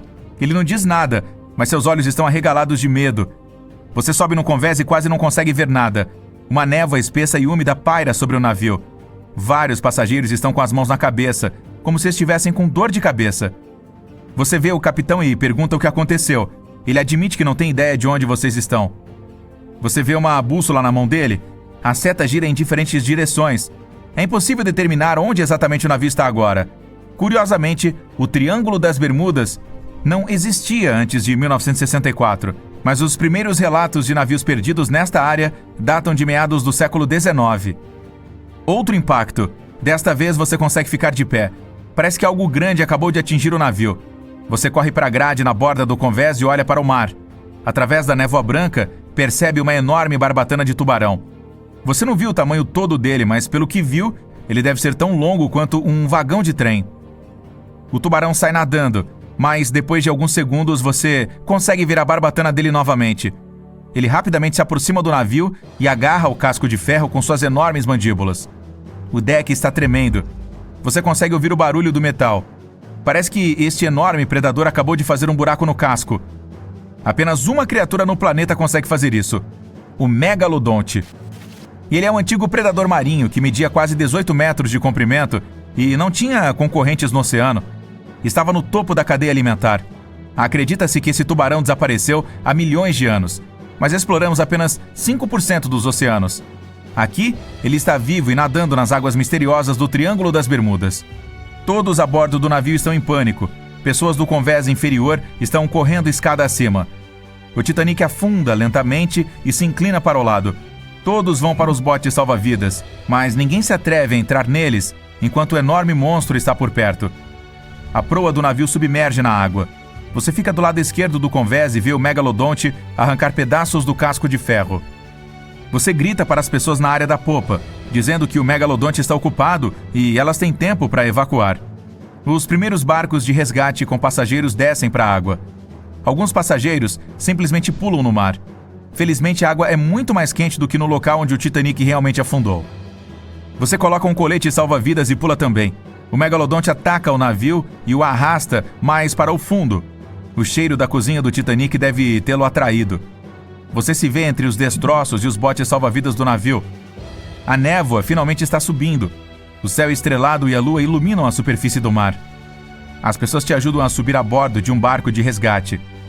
Todos tentam navegar para o mais longe possível do navio que está afundando. Você vê o enorme tubarão nadando ao redor do Titanic. Nesse momento, algo o distrai e o predador vai embora. Mais da metade do navio já está abaixo da superfície, e a outra metade parece uma vela saindo da água. O oceano está calmo, o céu está claro e sem nuvens. Não há vento. Ao lado, você vê uma onda enorme crescendo atrás do Titanic. Ela tem cerca de 15 metros de altura, como um prédio de 5 andares. Ela derruba o navio com tanta facilidade, como se ele fosse feito de papel. A onda monstruosa se dissolve na água tão rápida e inesperadamente quanto apareceu. Você acabou de testemunhar um vagalhão. Esse fenômeno ocorre em todo o mundo. Ondas enormes aparecem de repente, destroem navios e desaparecem sem deixar rastros. Os cientistas ainda não sabem determinar sua natureza exata, mas de acordo com a teoria mais popular, essas ondas são formadas por vampirismo cinético. Sob certas condições naturais, as ondas se acumulam e trocam energia cinética. Entre todas as ondas que existem, existe uma onda vampírica que absorve a energia de todas as outras. Quando muita energia é acumulada, uma onda enorme cresce e mostra toda a sua força. Alguns acreditam que o frequente desaparecimento de navios no Triângulo das Bermudas ocorria por causa de vagalhões. As pessoas nos botes se acalmam. Alguém dispara um sinalizador para o céu. Você olha para o oceano e vê a barbatana triangular do Megalodonte emergindo da água. Ela é do tamanho de um veleiro e está vindo na sua direção. Você rema o mais rápido que pode. As pessoas estão gritando e pedindo ajuda. Não há como escapar. O lendário monstro está cada vez mais perto. A cabeça do tubarão aparece sob a superfície. Ele abre sua enorme boca cheia de centenas de dentes afiados. Cada um deles tem o tamanho da palma da sua mão. O bote caberia inteirinho na boca do tubarão. Ele é capaz de engolir vocês inteiros. O tubarão para e fecha a boca a um braço de distância do bote. Você consegue ver a água borbulhando ao seu redor. Das profundezas do oceano, vários tentáculos gigantes atacam e envolvem o Megalodonte. Eles puxam o tubarão para baixo. Você olha para o lado e vê um brilho roxo com um círculo preto no centro. Alguém no bote percebe. As pessoas começam a gritar. "Ele está olhando para nós!" grita uma mulher. Depois de um segundo, você fica arrepiado e um calafrio percorre todo o seu corpo. Este brilho roxo é o olho de alguma coisa. E o círculo preto é a pupila. A criatura que está olhando para você agora é tão grande que o barco parece um grão de arroz para ela. É o Kraken. A lula gigante. Um antigo monstro que afundou centenas de navios, mas cuja existência ainda não foi provada por ninguém. Felizmente o bote em que você está é muito pequeno para interessar ao Kraken. Você consegue ver seus olhos se afastando cada vez mais. Enormes tentáculos puxam o resistente Megalodonte para as profundezas. 1 hora se passa e outro grande transatlântico chega aos destroços do Titanic. Todos os passageiros são resgatados. Você olha para trás, para o mar calmo, para o lugar por onde o Titanic recentemente navegou. Você sobe a bordo do navio de resgate e promete a si mesmo nunca mais embarcar em uma viagem marítima novamente. Você finalmente conseguiu! Criou um simulador que lhe permite se copiar para os aplicativos do seu telefone para aprender mais rápido. Então, conecta seu celular, abre o Google e coloca um capacete com óculos para ter uma visão 360 graus. Depois de conectar tudo, liga para sua irmã para ativar a máquina. Ela não está atendendo, então você vai até o quarto dela, onde a vê fazendo um desafio de dança do TikTok. Ali dá uma provocada nela por isso e a incomoda para ativar a máquina no andar de baixo. Ela o segue enquanto ainda está usando o aplicativo. E fica chateada, então, sem você ver, muda a página inicial do seu celular para o TikTok. Aí, ativa a máquina. Você está na simulação, mas algo está errado. Está passando por um buraco de minhoca virtual e vê todos os tipos de aplicativos circulando até cair de cara em uma superfície escura. Isso o assusta. Seu coração está palpitando. Quando olha em volta, você se vê em uma sala com uma tela à sua frente que pede seu nome de usuário. Você grita todo tipo de palavras pedindo para deixá-lo sair, mas uma luz vermelha pisca toda vez que faz isso. Cada palavra que sai da sua boca é captada pela tela, que exibe seu nome de usuário enquanto solicita sua autorização para prosseguir. Você diz aceitar e a parede se abre. Seu nome de usuário é "Deixe-me sair". Aí sai e se vê em uma cidade futurista brilhando com luzes roxas e azuis e torres altas com telas mostrando vídeos do TikTok sem parar. A torre mais alta exibe os mais populares de hoje, enquanto as outras torres apresentam outros vídeos famosos. Você segue a estrada à sua frente. Ela o leva a uma multidão no meio de uma Times Square virtual. Todos ali têm uma bolha flutuante acima de si com o nome de usuário e perfil escritos lá. Ela também mostra quantos seguidores cada um tem. A maioria das pessoas possui alguns que se parecem com as fotos de perfil delas. Todos estão olhando em sua direção, já que você é o único que não se parece com um avatar, mas com um humano real. Você vê duas pessoas em pé, uma em frente à outra, sem se mover, e percebe as bolhas acima de cada uma delas mudarem. Elas agora estão seguindo uma a outra. De repente, todo mundo para e olha para a garota enquanto ela é verificada. Um sinal azul de check aparece na bolha dela e ela desaparece. Você corre até a pessoa que acabou de segui-la e tenta obter algumas informações. Você é o único a falar em voz alta, enquanto todos estão se comunicando por meio de mensagens diretas em suas caixas de entrada. E percebe que precisa ficar parado e esperar que alguém aceite a sua. A pessoa com quem está falando recebe a sua mensagem e a bloqueia. Você tenta iniciar outro diálogo, mas quem está ali congela e depois se afasta. Aí percebe que algumas pessoas estão olhando em sua direção de uma maneira peculiar. Elas começam a segui-lo e estão em toda parte. Você começa a andar rápido e desaparece em um mar de gente onde não pode ser encontrado. Depois de um tempo, se vê em um beco e encontra um café subterrâneo, onde entra e avista um monte de gente sentada sem fazer nada. Você tenta falar com alguns deles, mas ninguém responde. Ainda mais estranho, ninguém tem rosto. E nem seguidores, tampouco responde a nada. E se você tentar se comunicar, eles simplesmente espalham alguns anúncios. Quando olha para a tela na sala, ela mostra o seu rosto. O TikTok está atrás de você, que houve uma batida na porta e dezenas de pessoas entram correndo. São os seguranças internos do TikTok e estão em sua perseguição. O jeito é sair por outra sala. Agora você está dentro de um prédio onde muitos desses robôs estão vivendo. Eles o perseguem e estão se aproximando. Você chega a um beco sem saída com uma janela à sua frente. Ao se virar, vê a segurança correndo em sua direção. Assim, não tem escolha a não ser pular pela janela. Então começa a correr, atravessa um vidro e pousa no telhado de um prédio vizinho. Cada torre agora está exibindo seu nome de usuário e foto de perfil, como um procurado. Você não tem ideia do motivo de estar sendo perseguido. Agora toma seu caminho por outro beco e se esconde em um canto escuro. Parece que os despistou. Então verifica suas configurações para ver por que é o homem mais procurado no TikTok. Ele mostra que você é um usuário inválido e o aplicativo acha que você é uma falha que vai destruir a própria estrutura do programa. Você sabe que, de fato, é apenas a segurança cibernética do TikTok funcionando para capturar quaisquer bugs ou ataques. Aí abre suas configurações, mas não pode fazer nada, pois o bloquearam. Então vai em pesquisar e digita o nome da sua irmã. Acontece que ela é verificada, com um sinal de verificação azul, que será difícil de rastrear. Você volta e tenta procurá-la. Aí ouve algumas pessoas andando e sai rapidamente do beco, indo de volta para a multidão. Ali, não pode mais agir histericamente para não chamar a atenção. Então chega a Avenida Hashtag, onde estão todos os vídeos de tendências. Até agora, ninguém o viu. As hashtags mais populares estão no topo. É uma caminhada e tanto para chegar lá. Você navega pela maioria delas, mas não consegue achar sua irmã. Nesse momento, se lembra que ela estava dançando. Então verifica a hashtag dança e tenta localizá-la. Assim, descobre que o vídeo que ela estava fazendo anteriormente é um dos mais populares. Até que finalmente a encontra, mas a segurança o impede e o persegue pela Avenida Hashtag. Você aparece aleatoriamente em vários vídeos de tendências. Ao chegar em um beco sem saída, os seguranças o pegam e o escoltam para uma sala onde tentam obter informações suas. Pensam que é um robô, mas você continua dizendo a eles que inventou a máquina para se copiar no TikTok virtualmente. Eles não estão se convencendo. Por fim, tentam extraí-lo, mas não funciona. Aí querem descobrir o que fazer, mas não o deixam sair. Enquanto transportam para outra instalação, você consegue escapar da vista deles e se esconde para procurar sua irmã. Desta vez, tem que ficar em alerta máximo. O TikTok está à sua procura. Os usuários o viram em hashtags, então também estão atentos. Do nada, câmeras grandes aparecem. Estão tentando localizá-lo.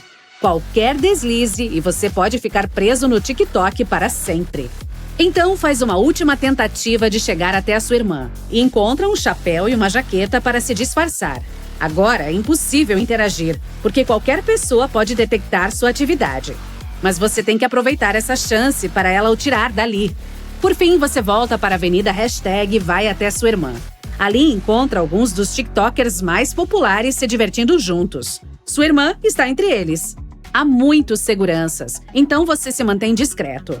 Depois de um tempo, se aproxima dela lentamente e a leva para o lado. Aí ativa a opção de bate-papo e pede que ela desça as escadas até o porão e o desconecte do sistema. Mas antes que consiga terminar as últimas palavras, os seguranças começam a correr em sua perseguição. Mas desta vez, todas as câmeras estão de olho em você e não há para onde ir. Você se entrega e é levado para uma sala trancada da qual não consegue escapar. E senta ali preocupado, balançando os joelhos e esfregando as palmas das mãos. Não tem ideia se sua irmã recebeu a mensagem completa ou não. As horas passam e nenhuma palavra de fora. Você pode ter estragado tudo. Mas de repente recebe uma notificação da sua irmã.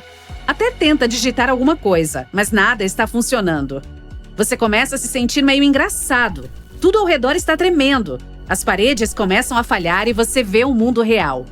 Aí é puxado para um buraco de minhoca e acorda no seu laboratório. Agora está respirando ofegante, tentando juntar as peças dos acontecimentos recentes. É como se tivesse estado no TikTok por meio-dia, mas aparentemente foi menos de meia hora. Sua visão é clara e a primeira coisa que vê é a sua irmã o filmando com o telefone dela. Ela está sorrindo de orelha a orelha, sem saber o que você realmente passou.